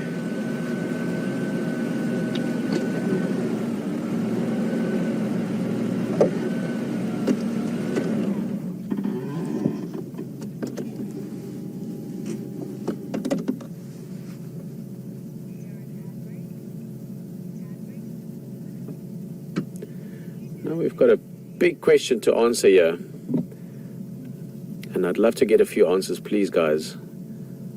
I would love to know, why did the warthog cross the road? And while you send us a few answers on that, I'm really looking to getting those because I could use them as gold down the line. I might use some of them years down the line, so please let me know what you think. On that same note, I know there were a few comments about coffee and tea. I do love tea as well, but in the morning when the sun is rising, I'm very happy with the coffee. And I'm also very happy to tell you that HT is back on the road. Wendy's sorted. He's moving along, so you're going to join him for a bit, and we're going to head west, and we will see you back in a bit again. That's out of shot.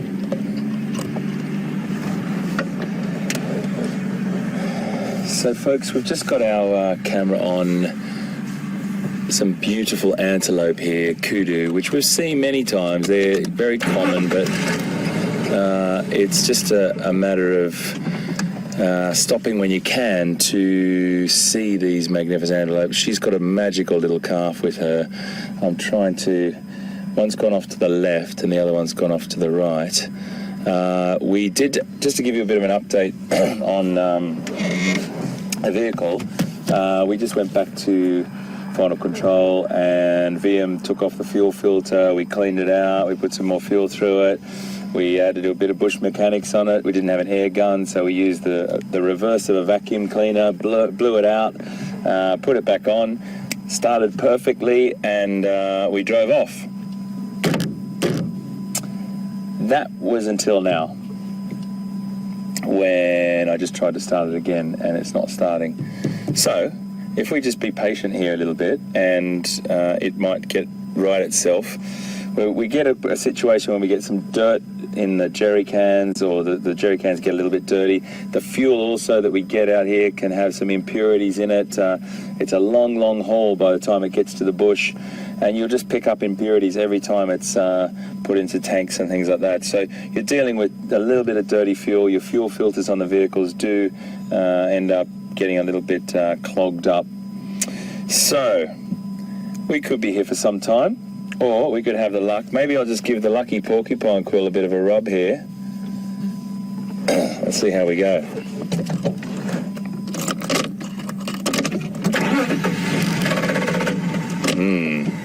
Even the porcupine quill didn't match that one.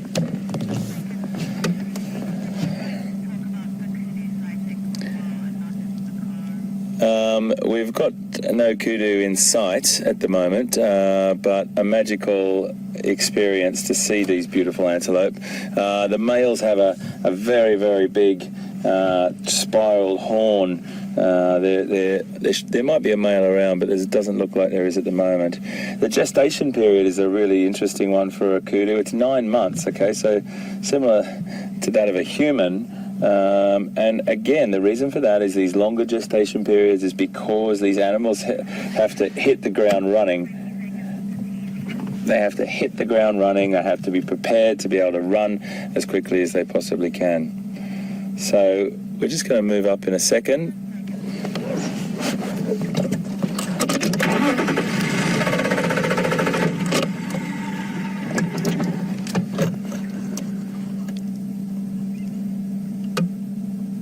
You get this.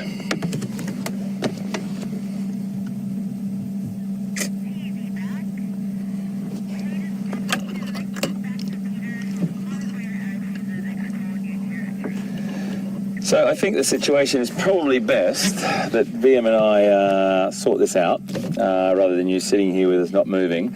I'll rub the lucky porcupine quill as much as we can.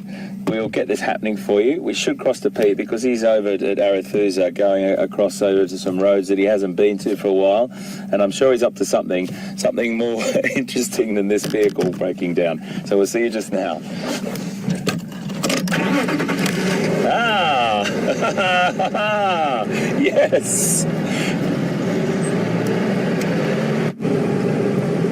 Alright, you guys, welcome back this side. It seems Wendy might have 1 or 2 surprises up her sleeve for us still, but we'll sort it out. Nice kudu. And we are just covering some ground at the moment. This is one of the main roads, as you can see, just looking at it. One of the bigger roads called Gowrie Main. And we're heading west, and now we're going to go southwest down towards Arathusa Lodge. Beautiful area. I haven't actually driven there since we've been back this time around. Looking forward to seeing that waterhole, one of the nicest waterholes in the area. And we're also doing a test, so this is part of the, call it the rehearsal plan.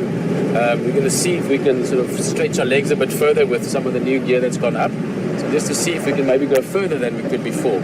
So if we are going to break up a little bit, as always, we know you are understanding, we know you are patient, but also know that we are testing something that can give us more, bring us more down the line on the drives. Otherwise, as always, it's nice to drive in the bush. Just sit back, relax, enjoy the view, let your thoughts wander. Or if you want to talk a little bit, we're going to have 1 or 2 questions that we're going to go through regarding hyenas and leopard from early. We had some great questions coming in. And as I said earlier, guys, if you're having your tea or your coffee, enjoy it with us. And I'm still waiting to hear, looking forward to hear some of those warthog crossing the road answers. I'm expecting 1 or 2 beauties coming out of it.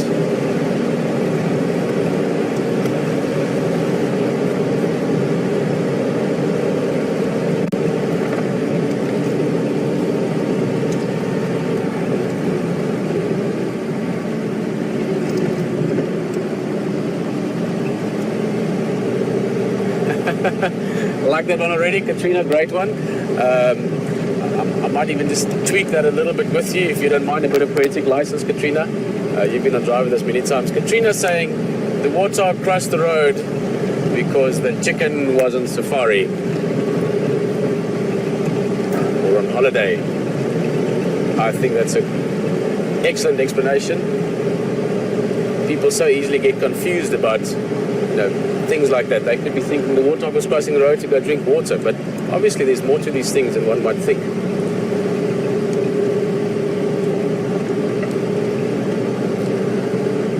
Okay, it's not everywhere in the bush that you see things like this. This is the main sign for Arathusa Lodge. So if you were driving in here with a transfer company or perhaps rent a car or something, you're on your way on your own holiday, you'll be able to find the lodge with a couple of signposts like that. And you know what, signposts in the end, they're just like the newspaper, they're just like the information we get from around us. They're just things that point to what is going on, what we might see, what we could have seen, building that picture of what's happening around us. So for instance, we could look at these tracks. Oh, I'm a bit close now, let me go back a bit. I want to actually sort of include 2 things into one there. So we're driving along, and we see a big sign that says Arathusa Lodge. That gives us an indication Arathusa Lodge is that way. Or we're driving along and we see these big sort of ball things lying in the road. And we see this, and we see the wet stuff here. Now we might be wondering, what is that? This is a lot of potential things. I used to always tell people we get these really big field mice around here. Might be from them, but I think perhaps not. This is obviously from a big animal. Just to give you a size perspective, my hand is still far. Actually, let me go show you how big it is. I'm just going to jump down there. I'll give you a quick talk through this. All right, Brian, give me a shot if I need to hear something, please. Alrighty, so, not a field mouse, I think. Two things you can see here. Clearly this is wet, and this is very, very wet, very, very fresh.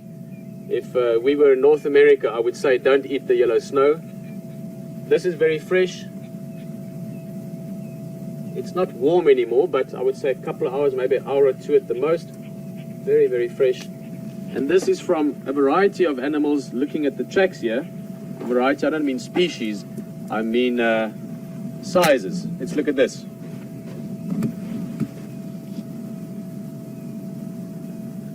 What do you think that's from? From an elephant walking that way. So that's the foot. Give you a size perspective. Walking, the foot is there, and it kicks the sand up as it walks away. So there's the toe mark, elephant walking that way. There's the size. Look at this one.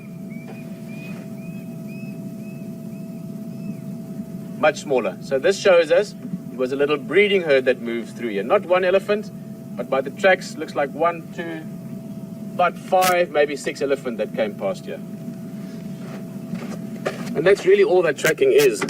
It is just getting those bits of information around you, sounds, things you can see, and just, getting information from that, making deductions from it. So a couple of elephants, little breeding herd maybe, they would have come past here earlier today. Moving through this kind of habitat towards the left, you can see lots of nice marula trees, good grazing as well, good feeding area for them.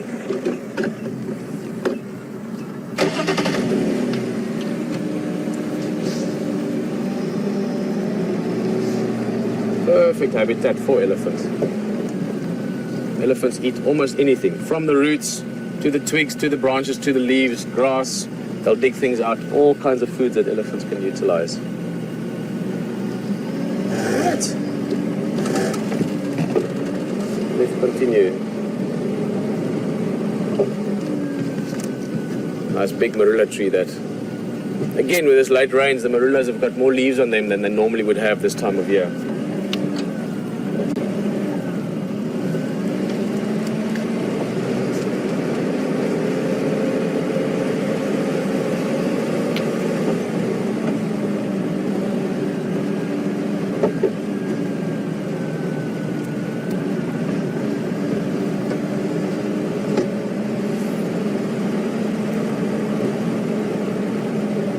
Terry's just a bit concerned there, I think maybe with me jumping off the vehicle. What would happen if a snake bit one of us out in the bush? Now firstly, Terry, snakes don't really bite that easily. Oh, okay, thank you very much. Sorry, I misheard you there. Not bit one of us, but bit an elephant. It's something I'm sure that does occur occasionally, but it would have to be a small elephant. I mean, big elephants, simply just the dimensions. The snake wouldn't be able to get its teeth, angle-wise onto the elephant. Never mind the fact then that the skin is too thick. So I think elephants really, I can't really see there being major concern for snakes and elephants. Maybe a tiny baby, like one of the small ones we saw yesterday, if that got bitten on the trunk by a puff adder or something, maybe. But even then, those elephants have got, they've got some thick skins. So I don't really think that's something that they're concerned about in a major way. I'm sure it's happened on occasion, but I don't think it's something that's really a problem. Have a look at this antelope quickly. Beautiful antelope. Passing as we drove past. This is a waterbuck.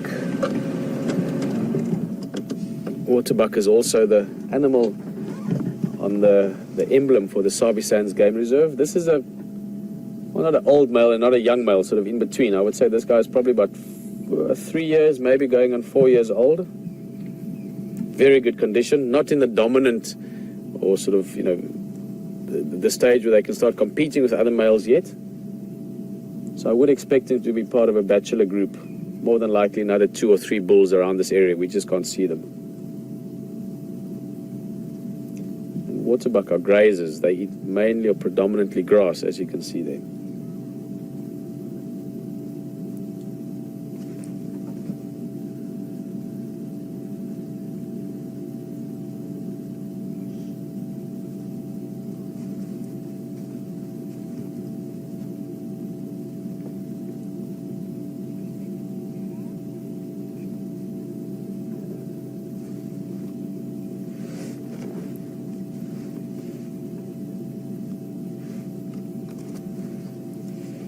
We're looking at him, he's looking at us, both enjoying the morning.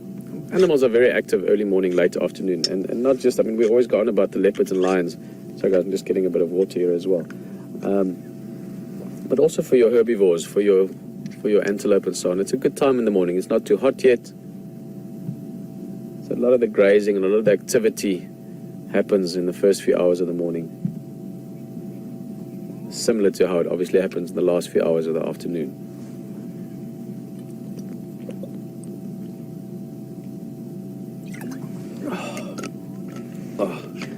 Sometimes water is the best drink.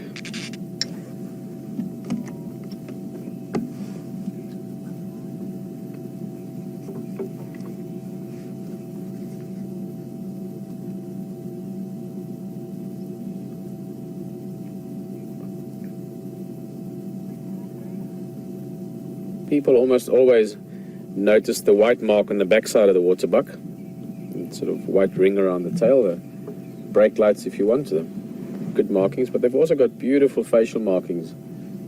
Under the jawline, sort of into the throat, you've got another white mark, and also over the eyebrows.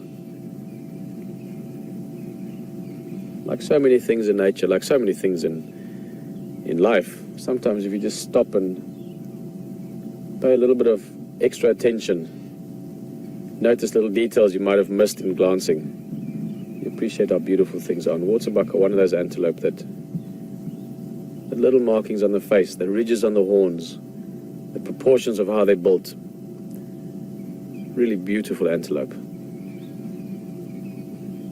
On a bit.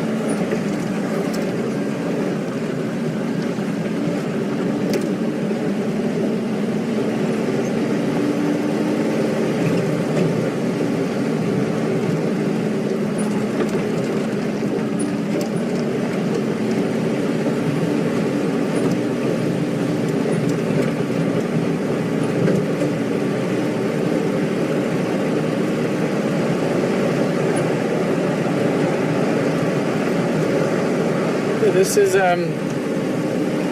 let's call it a short trip down memory lane, but driving this road, which is the main access road to Arathusa Lodge. I used to drive it back in the days when I guided here, only to go to the airstrip, and we're going to go up the airstrip quickly and have a look. We often find things there. I used to always think, yes, I wish I could drive into this bush a bit, because there's a riverbed, and I know there's some beautiful areas around here. I always thought, it'll be so awesome to drive here. And then when we came back last year, and WildEarth had managed to get Arathusa as part of the traversing area, it was so exciting to drive a new road. I've always said, HD was doing it yesterday afternoon, exploring a bit some of the roads we haven't driven for a while. But my favorite road in the whole world, actually let me tell you, my second favorite road in the whole world is the road between Cape Town and Windhoek. It's about 1,500 kilometers of just beautiful scenery, and I've driven it many times. That's my second favorite. But my favorite road in the whole world, in fact, you even have it.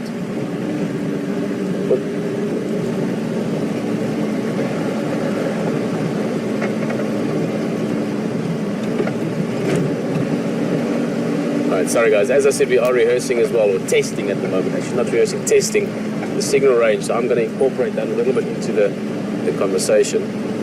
But just coming up on the airstrip here, and we're going to take a drive down the airstrip as well. It's a nice high point. We've driven here many times before. We know it's good. I think they had some lions here yesterday morning. So let's just see if we find something, and then we'll continue on to Aratuza Lodge. But now I wanted to tell you about my favorite road in the whole world. And in fact, there's one not far from where you are as well. My favorite road in the whole world is any road I've never driven before. There is a sensation or an experience that goes along for me with driving a road you've never been on, a new space that you've never traversed or entered before, that I just love. So when we heard that we can drive Aratuza as well, it was great excitement, and I was very happy to explore a new area.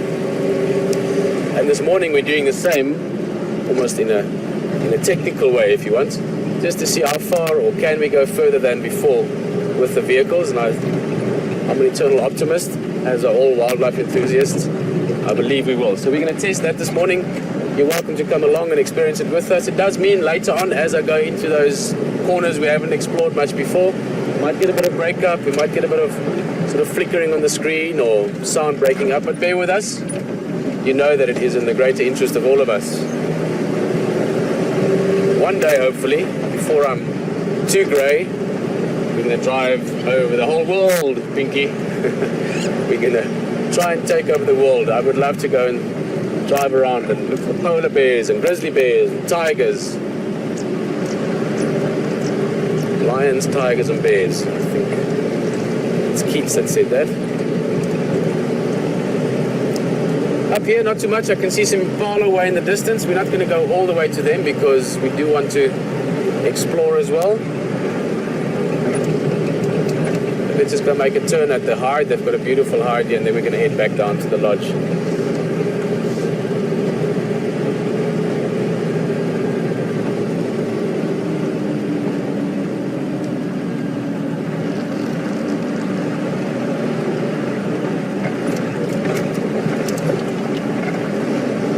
Quite far away from our camp, so we're not always getting the information through quite as clearly. Renee, we'll try and get to your answer. You were asking something about waterbuck, but unfortunately I couldn't quite hear what it was. Maybe just try again. And I think we might as well go look at the impala since they are there and they're not far away. It's a beautiful setting.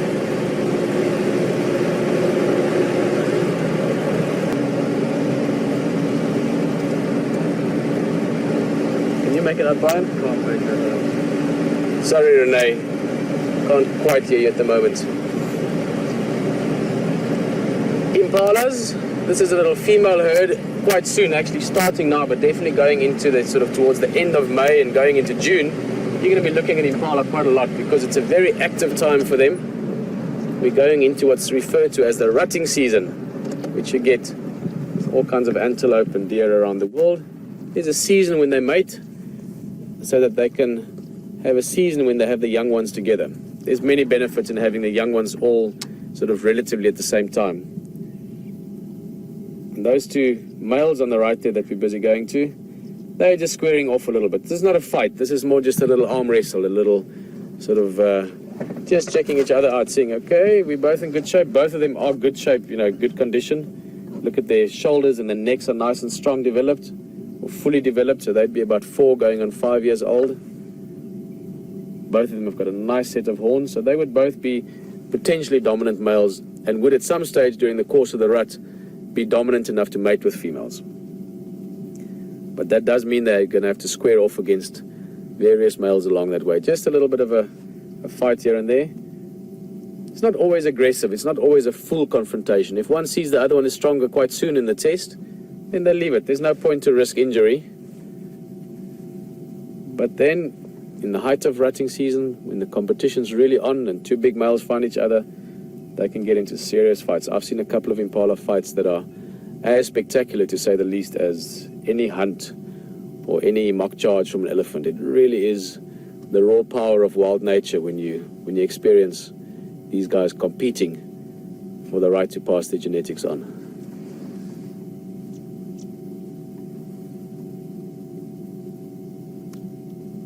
I think we could also try that question again just now, Renee. I think think we're a little bit higher up, so my comms are better.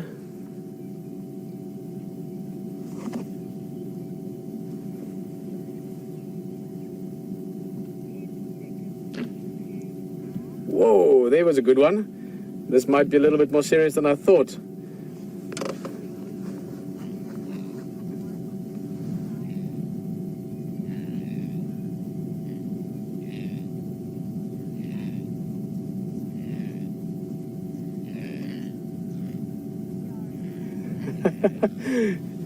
Like the female impalas are coming to have a look there. You know, these are the potential suitors down the line. Look at that. Females are literally looking at them, spectators to the side. That was a serious locking of horns, but no, they really are just watching. They're like, hey, there's something going on. I think the one on the right-hand side, just from the way they move, seems to be having the slight upper hand here. This is not a full fight yet, but that locking of horns there was pretty solid. I mean, you could actually hear the clunk. Sharp, sharp tips. I mean, the horn tips are as sharp as a pencil's tip. Could easily go through skin or through an eye. So it's not just sort of a joking around measuring of each other. This is serious. Let's watch this for a bit more. It's such a beautiful setting.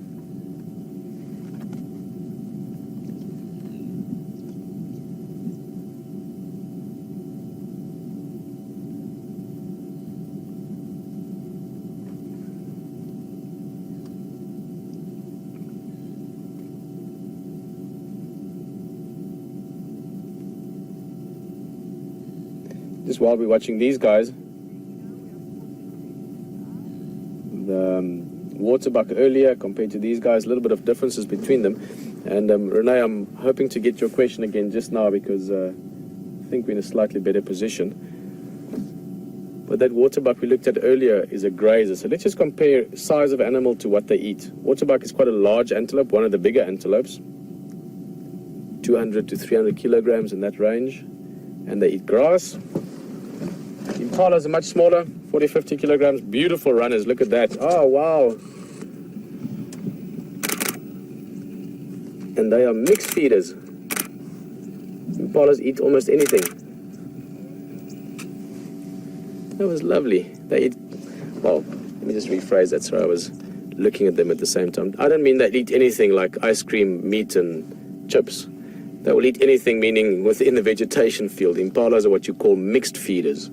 So they will eat grass and leaves and little shrubs, anything depending on what's the best for the time of year. That was pretty. Beautiful setting for them to run across. These two males are just watching each other. I don't think they're really going to go into a fight. Let's just give them a second or two more. But this is more casual. The females have run off now. You know, there's less of a crowd to play up to. Wait, could be wrong though.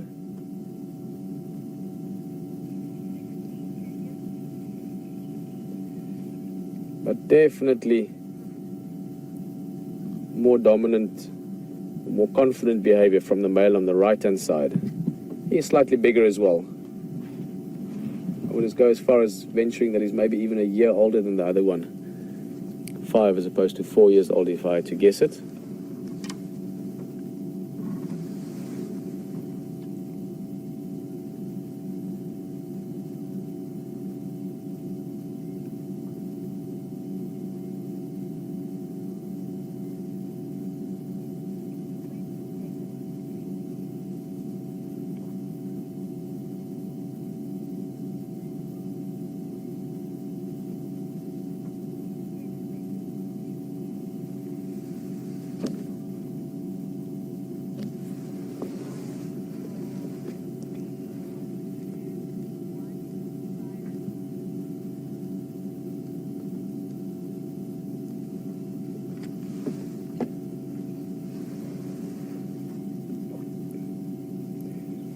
Well, we're going to move along now.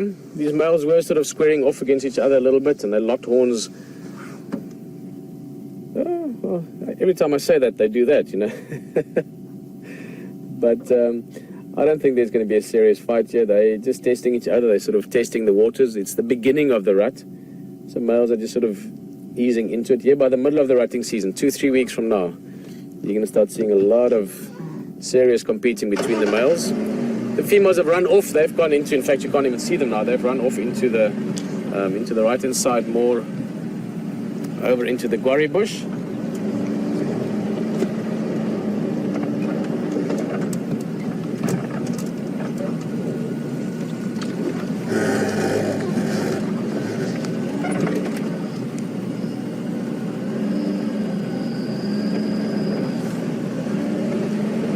Okay, well guys, just to keep you up to date with this morning's plan, obviously as always the plan is to go have a great wildlife experience, which we are doing and have had. It's been a beautiful morning once again, but we are also testing, so we're going to be exploring a little bit into areas that we couldn't necessarily drive before.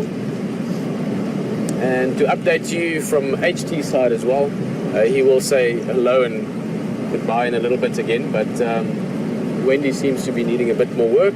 We'll sort it out, we'll get the vehicle going again. But for now, you're going to be with me. So if we do break up a little bit, if there is a bit of static, we're going to do our best. Our radio comms is also being tested towards this end of the traversing area we use. But just to preempt it for you. I know you understand, I know you're on board with us seeing where we can go this morning. So let's go look around.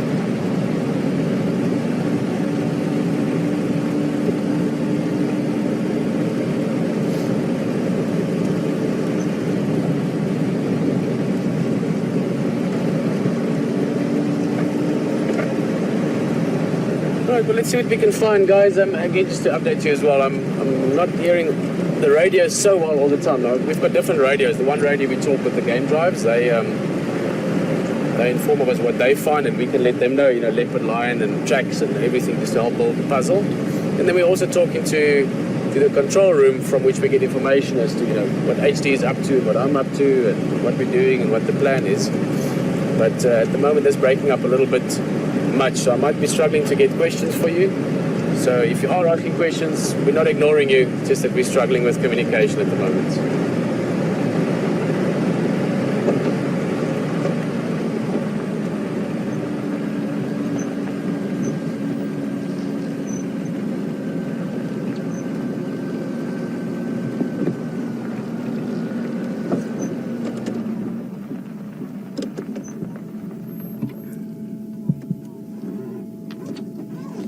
Guys, beautiful view of such a beautiful bird, and I believe it might be one of the ones that have changed again. So if there's a more recent name than the ones I'm using, please let me know. I'd love to hear from you.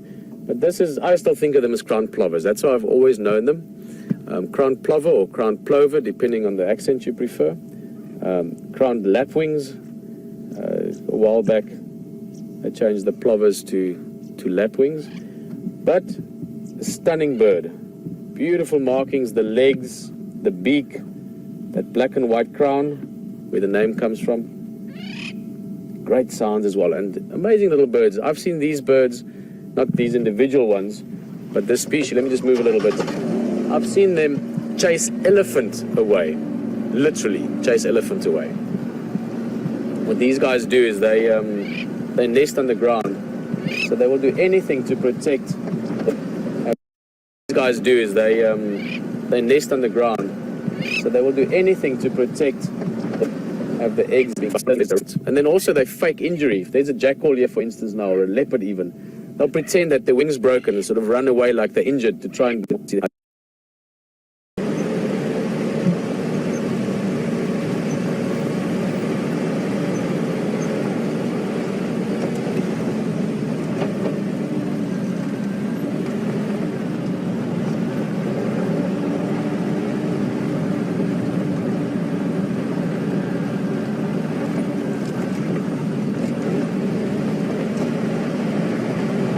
Right, so we're heading down towards the western end of the airstrip. I think for starters, let me just think which road. We'll go down below upstream from the dam, and we'll go up to the open area at Aretusa Lodge at the waterhole itself. Beautiful area. And we'll go downstream from that. Let's go look around.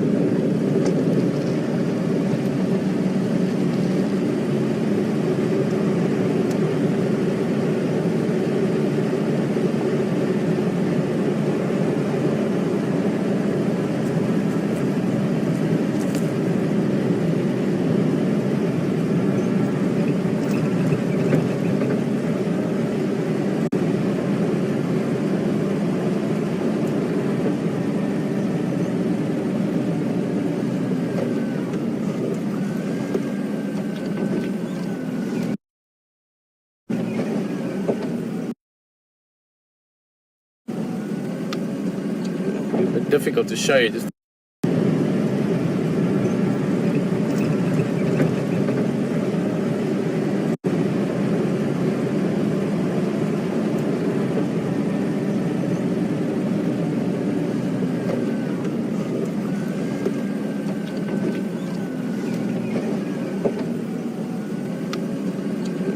difficult to show you. Just a nice snake track there. Looks like quite a big snake that crossed the road.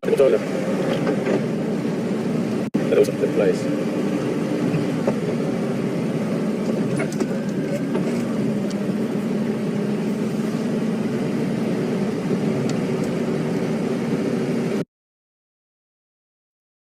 I think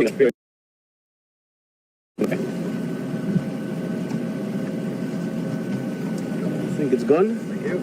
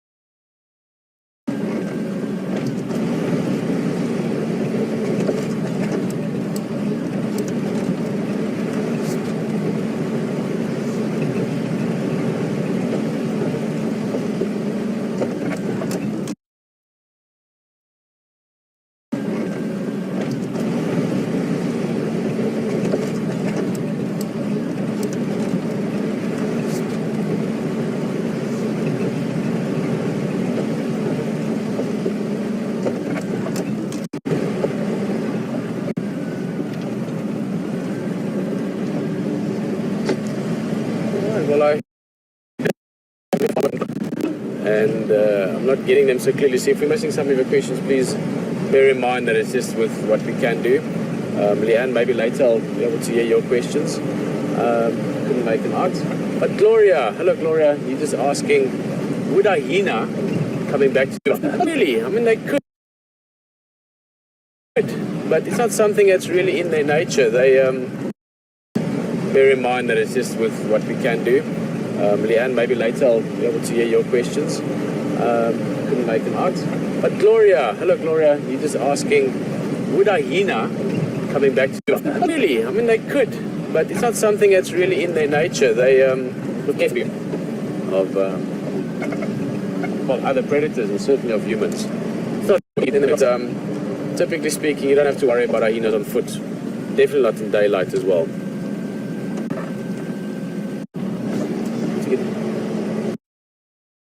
Upstream of what's feeding the water.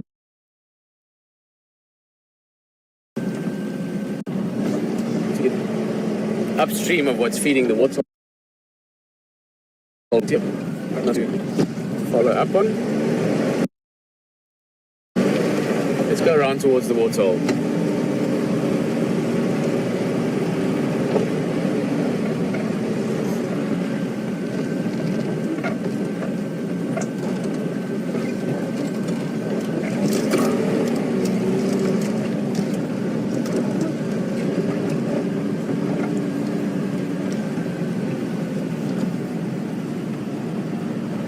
Elephants! Good afternoon, sorry, good morning stations. Anyone Aretusa area copy?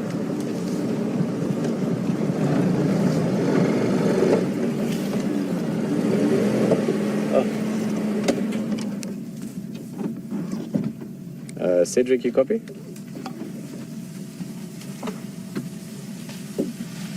Cedric, you copy? Morning. Sorry, I'm just managing to get hold of you now. You mind if we join you still? Awesome, guys. Look at this. Oh, fantastic. Thank you very much. Just checking with the game drive vehicle that I didn't even see them here now. I was in a different channel. Beautiful elephant herd. Cedric, who's the guide there, just telling me that it's one herd that's just joined the other herd. So we've sort of joined two herds of elephants as they were joining together. This is a young bull. No, I correct myself, sorry, I thought so, but it's a female actually. This is quite a large female, but curious about us. Sorry lady, am I standing in your way? Beautiful view for the guests in the back there, sitting far away. Youngsters coming up, look at this. This looks like the Three Musketeers walking past us here. Guys, and there's a tiny youngster as well, look at this. A little bit wary of us almost, getting protected by the adults. Just look at that one there. Just there, you can see it at the back. Tiny youngster. This would be, I would say, certainly younger than 2 months. This is its mother next to her. I would even go as far as saying probably closer to a month, 6 weeks. See, the female is still showing some of the signs of birth not so long ago. That's amazing. Yeah, I'd say 6 weeks would be a pretty close estimate.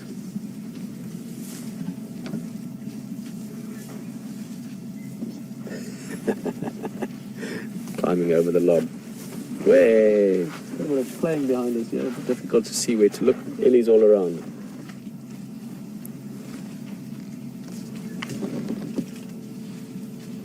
Let me see if I can re-maneuver a bit.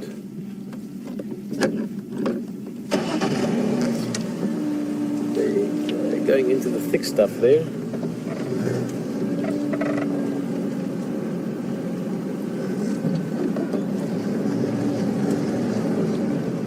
I think just like that, a whole herd of elephants, except for the one on the road, have disappeared.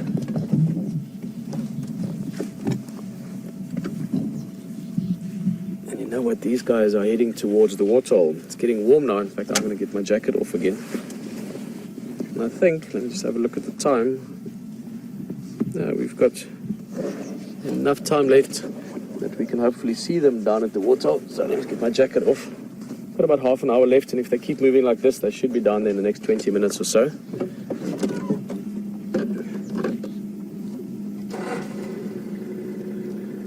We're going to quickly move along. I want to go show you the waterhole, see if there's anything else there. Try and catch up with these Ellies again. Closer to the time. I just want to make some space here for Cedric. He's one of the guys on Maritusa to come past.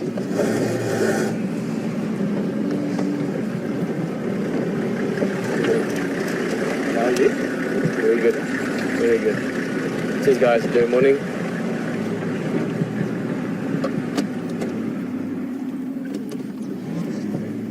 Well, we've still got one Ellie on the road there. Got good radio comms here again, which is great. Terry, I could hear your question. Welcome out of Ohio on the drive. Terry's just asking if I got it right, if I've ever been charged by an elephant. Yes, various ways and forms, in vehicles, on foot as well. There's a few things that focus your attention into the moment better than an elephant running at you on foot. It's up there with being live for me when it comes to, awareness to your immediate environment. And one of the greatest charges, mock charges, I will remember literally for the rest of my life happened yesterday, Terry. And if I remember correctly, if you're from New York, I didn't get all of it now. You were on drive with us yesterday as well. We had an amazing experience, guys. And if you missed it yesterday, go have a look around. I might bring it up at some stage. It's one of my highlights. We had this amazing experience yesterday with a young elephant, tiny, a little bit bigger than this. I mean, this one was very, very small. The one from yesterday was a couple of months old, but with just playing with us and mock charging, up on his back legs in front of us, ran down the road, charged back at us. We just had an amazing elephant experience yesterday. So really was something special. Most of the times, Terry, when an elephant does give you a mock charge, it's often play. Quite often, more often than a lot of people realize, it's actually just an elephant having a bit of an interactive play with you, seeing if they can give you a fright. They do the same thing to birds, they do the same thing to buffalo, to other elephants. Other times, obviously, it's because they may be uncomfortable with you, so I'm just trying to see where they're going. And they're trying to give you that message that, listen, move away a little bit, give me some space. You must just make sure you follow what they're trying to tell you. Guys, they are in the thick stuff here, and they seem to have slowed down, but as I said, we've got two objectives, as always, to find great wildlife, but we do also want to do a quick test this morning. So I'm going to go to the waterhole and just go down into that area that we do want to test. Here's another Ellie in there. Here's another size. That's a similar size to yesterday. It's not that very small one. This is about the same size as the one that was playing with us yesterday. Probably about 3 months, a bit older even, 4 months. Hey! A young bull? Yes, you intimidating massive animal. Quickly runs over to the adults. Oh, guys. That's just... I can't get tired of that. It's like seeing a leopard. Baby elephant interacting, playing with us like that, testing us, testing his own bravery, making sure, testing his own courage as well. And just playing. You get the sense of this is an intelligent animal that's actually interacting with us. It's not just some random thoughtless behavior. There's definite thought and planning and feeling behind that. So I cannot ever get tired of that. We are going to come back to them, I think, before the end of the drive. We should have time. I'm going to try and time it to quickly go do the test area and then to try and see them hopefully at the waterhole by the end.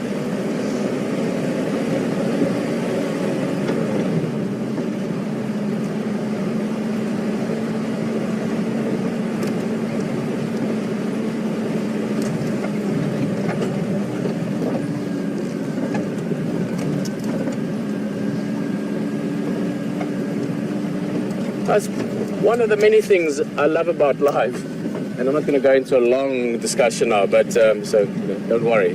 But many things I love about this. But one of them is also just trying to figure out what you can do. We are literally breaking new ground. We are going into frontier space. And I can't really hear what's going on the radio, but I'm getting enough that I think you're going to go to HT if I've got it right. It sounds like he's got the Wendy moving, or they've got the Wendy moving. So we'll go to HT shortly, and then we'll get you back here again to look at the waterhole.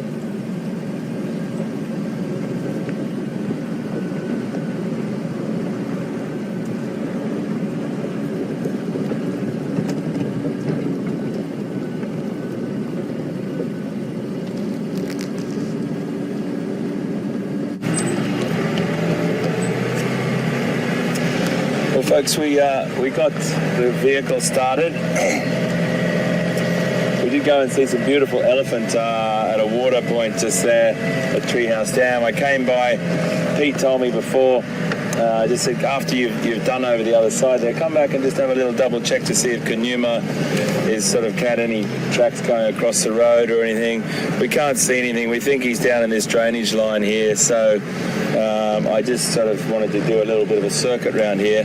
We had some beautiful elephant, and the vehicle wouldn't start, so it's always not a fantastic position to be in. Anything else I'm okay with, I think most people will be okay with, but when it comes to, we had it was a beautiful breeding herd, but they were fine, but it's just that your vehicle won't start. So it is a fuel problem that we're going to get sorted during lunchtime, and we'll be back on the road. So all good, no problem at all. Just wanted to make sure I gave you an update why we've been sort of driving and just driving. We don't want to stop the vehicle because we can't start it again. And you don't want to be putting yourself or the animals into a position where they feel like they are confronted by us. Normally what would happen is if an animal like an elephant gave you a signal to move out of the way, you would move. And if you don't move, you're basically telling that animal that you're not going to, you're standing your ground. We always are subordinate to elephants, and we will always make sure we excuse me, we keep like that. When you sit there in your vehicle and it won't start, yeah, always a little bit tricky. So even when I pull up, if we do see something here, there is an elephant herd that's just passing through here. It's the same one. I can see them just now there. Yeah, I can see them just now. They're passing through. I'm going to have to keep the vehicle running, folks. So that's the only reason why I'm doing it. guys. I can't take the chance of turning off.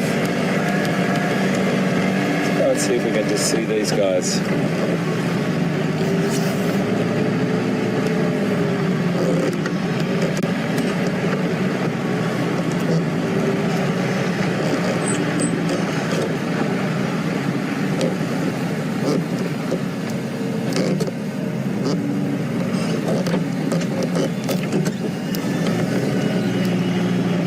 So I just, we got the vehicle going again, as I said. We just wanted to make sure everything was okay, and then we went out and it happened again. It is a dirty fuel filter. We're going to get another one. Will's going to go off and get another one for us. And we'll put that on during lunchtime. So if I sit up here in the bush with these elephant here that I've just found, and I've got the vehicle running, please understand that I've only got it running because I don't want to turn the vehicle off and not have some way to get out. Now this is, I'm pretty sure this is the herd that Peter was with yesterday. I recognise that female and her tusks. If you've just joined us, we have been messing around with the vehicle with a bit of a fuel problem. The fuel has been starved, so that's the reason why I'm sitting here with my engine running. It's not my preferred, definitely my preferred way of watching wildlife, but at this moment, on a safety level and making sure that we don't put the animals into a position where they have to compromise their time with us, I think it's a really nice thing just to keep it running and keep it going, and we can still talk. This herd, I'm pretty sure it's the one Pete was with, because that female's got a really unusual set of tusks. One's a little bit longer than the other, one's a bit skewed from the other, and I just want to see where the rest of them are. But this is where that cute little youngster was giving Pete a bit of attitude at about 2 years of age, or no, probably not. It wasn't even that old. I think he was only about 9 or 10 months. So these guys have just been down on the dam having a drink, and they've now moved into the vegetation to just have a little bit more of a feed into the cooler parts.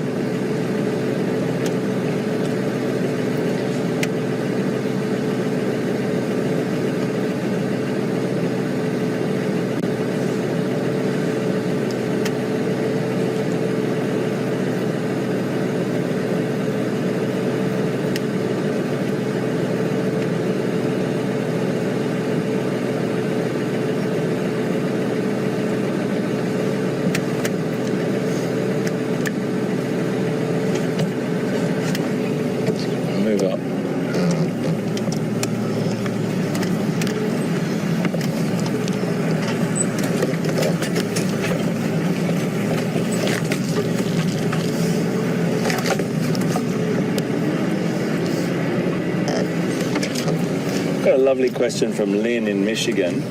Just turning around, Lynn, and VM, I do apologise. I'm just going to reposition our vehicle. So I've got a downhill run. If this vehicle does cut out, I can potentially clutch start it, which will always be a bit of a help.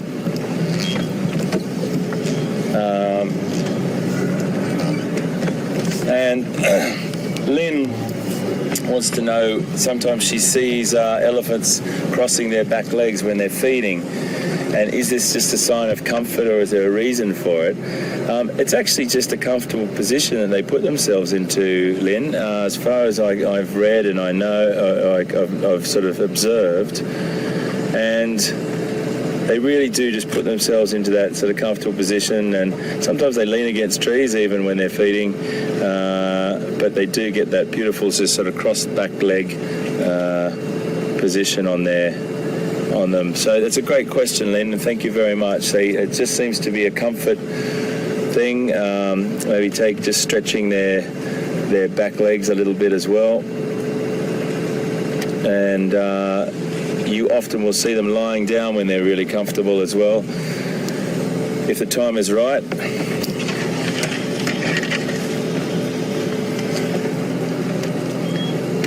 Lovely breeding herd.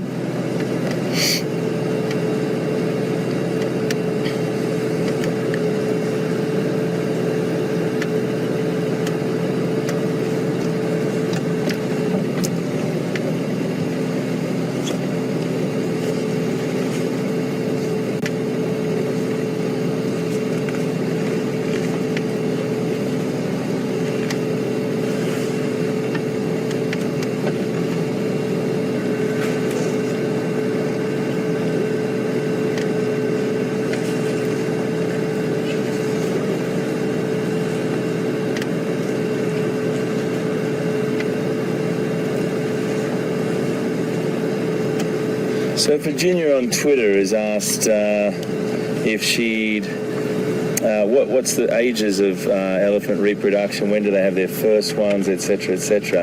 I'm just keeping an eye on these Ellies, guys, so please understand that it's okay, my girl, it's okay, it's all right, it's all right. There's a lot of young calves in here, so just keeping my eyes on them. So Virginia, if I do come back and forth, I'm just watching as I talk, and knowing that my vehicle is just also a little bit temperamental at the moment.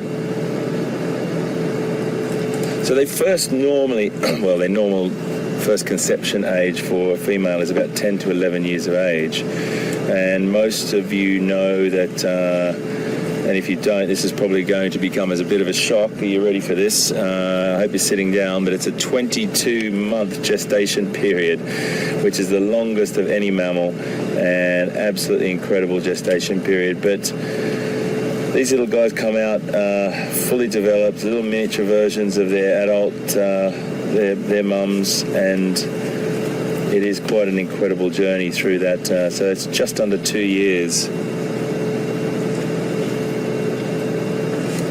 Now they'll have calves between sort of every 4 to 9 years. So there'll be a calf sort of alongside them within the family unit before they drop, and that calf will probably be 6 years old before the next one comes along. And it really does depend on a lot of things. That's a generalization. It just depends on whether there's available foodstuffs, how big the herd size is, and many, many other things. We are absolutely surrounded by elephant at the moment, folks. It's a fantastic feeling. I just wish I could turn my vehicle off, and that's why if I turn my vehicle off, they'd probably be a little bit more relaxed, but I've got to keep it running. I always get a question also about twins, whether twins have been recorded.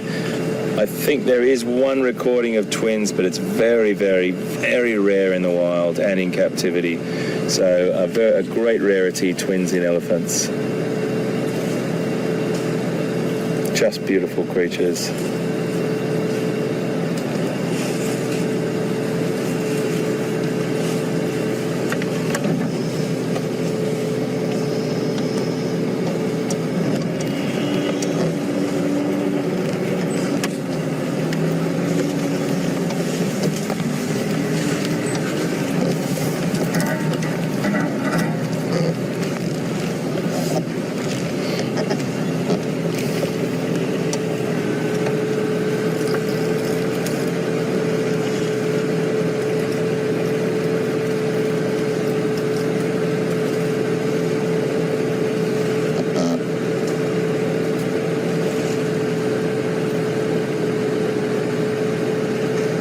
I feel really, I feel a little bit bad at the moment that I've got the engine running, and I just want to update you if you've just joined us again.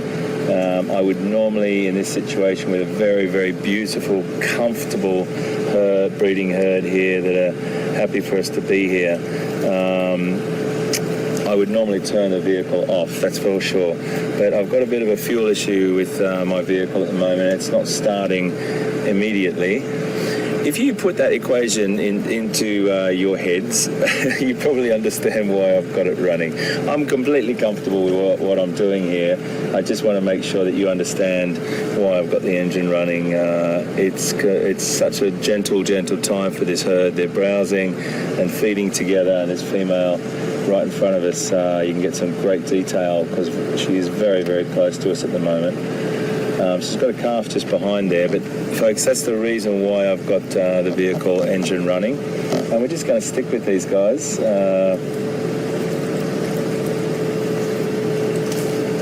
Got elephants all around us at the moment. I just want to describe it to you.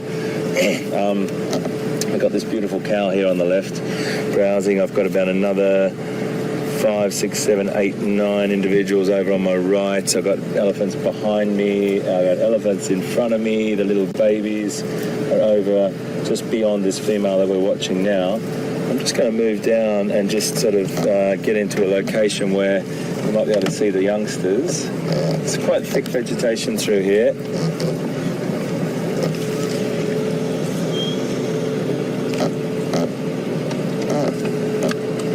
Very calm. The temperature has risen, folks, dramatically. It's up, got to be up in the mid-30s at the moment, or early 30s degrees, that is, centigrade.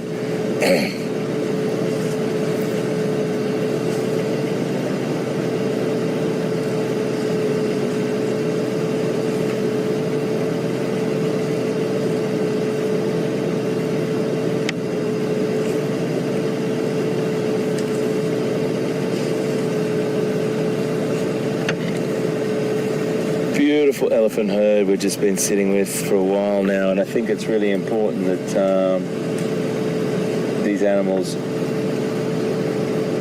we get an understanding that these animals are completely fine with us, and it's really important to convey that to you, where we're sort of, I wouldn't say included as the herd, but they're so comfortable. They're just feeding right with us. There's absolutely no signature sort of or signs of behaviours of aggressive behaviour or unhappy behaviour to us for our presence.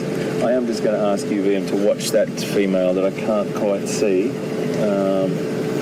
She looks so gentle, she's completely fine. I just had to move a little bit so I can keep my eye on her as well, but you need to have eyes in the back of your head. It's completely fine, and they are just beautiful to be around. Really, really nice. You see that ear flapping. I'm sure Peter's talked about that as well, just regulating their body temperature with those very, very vascular ears. At the back of their ears, they've got a great network of veins that cool air behind the ear in that shade flows past. A little bit like a dog panting, getting the cool air over his tongue. Oh, look over here, VM. Be very, very careful, folks. There's something very dangerous behind us. Oh my goodness. Very, very dangerous. I think this could be Peter's little friend. Hello, little buddy.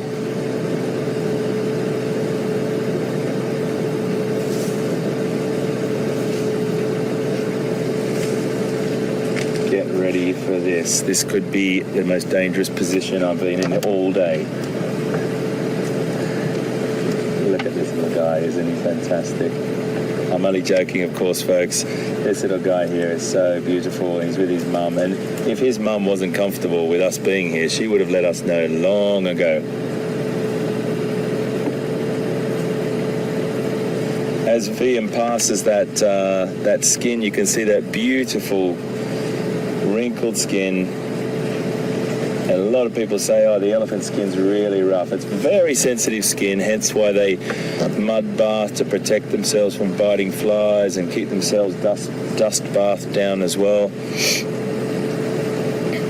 If any of you have had a chance to get close to an elephant, you can really see those that beautiful textured skin there. And I've had also questions before, folks, where people say, oh, isn't it interesting? Sorry, VM, I just had to move down here, mate. I should have let you know. There's just I'm just watching this female over here. Let's sit with her for a second. Hello, my girl. It's okay. It's okay. I don't want to go in your path, but if I can just go ahead of you, if that's all right, my girl. So I'll just let her pass, and then once she passes, I'll move forward a bit for you, my girl. There you go. They really do give you those signs and symbols of whether they want you. If you've given them enough distance, they'll stop. And then I moved forward about 5 feet. She sort of said, "That's what I wanted," and she's just moved on. I'm just going to reverse so VM's got an angle now.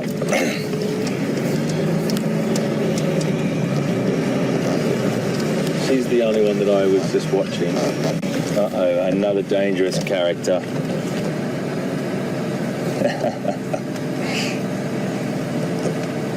These little guys are so beautiful.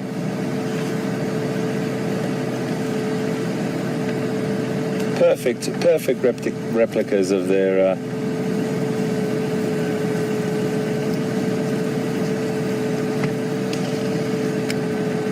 So I think we're just going to sit with these guys, folks, until close today. It's been fantastic. I'll just start to round up and recap what we've seen. Obviously, I haven't been with you very often today. We've had a couple of car problems and over the other side of the reserve. And Peter's had fantastic stuff today, and that's the whole mission of Wild Safari Live. It's about getting this beautiful content, these beautiful pictures to you all around the world to be on the back of this vehicle with us wherever we are. And that's the beauty of having two vehicles. But I just wanted to always thank you, and you're the reason why we do it. You're the reason why we're here. The people that watch and support Wild Safari Live, we couldn't do it without you. The questions have been fantastic today. I know Peter's going to come back on a high from his encounters this morning. We will try and pick up these elephants a little bit later as well. I'm going to just move over so we can see these little youngsters before we finish. They're just in the shade, but I'm sure Mama will allow me to do this. She's okay. And I'm just going to move into this little spot just here to see these little guys. Can you see that, Liam? Just over there, mate. There's a lovely little picture there. Okay. So, folks, I'm going to say farewell to you and start to wind up. We've got a beautiful herd of elephants surrounding us right here on Wild Safari Live, and it's just been a great morning. We look forward to having you again with us this afternoon as well. We'll be back at the regular time, and if there's any information you need to find out, head on to wildsafarilive.com and you can get up all the information you need. You can check out the WildEarth Facebook page as well. There's updates on that all the time. You have been feeding us absolutely fantastic information always throughout with leopard sightings and identifications, so we really thank you. If I just point you over here, VM, there's a little baby. Oh, he's just stopped. The little guy was just trying to suckle from his mother there. I do apologise, mate. She's walking off. Anyway, folks, they're just walking off into the distance there. We might let them be. We've got a few more on the other side of us, but the most important thing for us is to say thank you. The reason why my vehicle's running is because I don't want to turn it off. It might not start again. We can't wait to see you again. And this weekend, remember, 2 fireside chats consecutive, Saturday and Sunday nights, running behind each other. We'll do 5:30 till 6 both nights. If anyone's got any questions, there's a little baby lying down over here, VM. I'm going to let you throw to him in a second. Thank you very much, folks, from Peter and I, VM and Brian. We can't wait to see you this afternoon. Take care. We'll see you just now.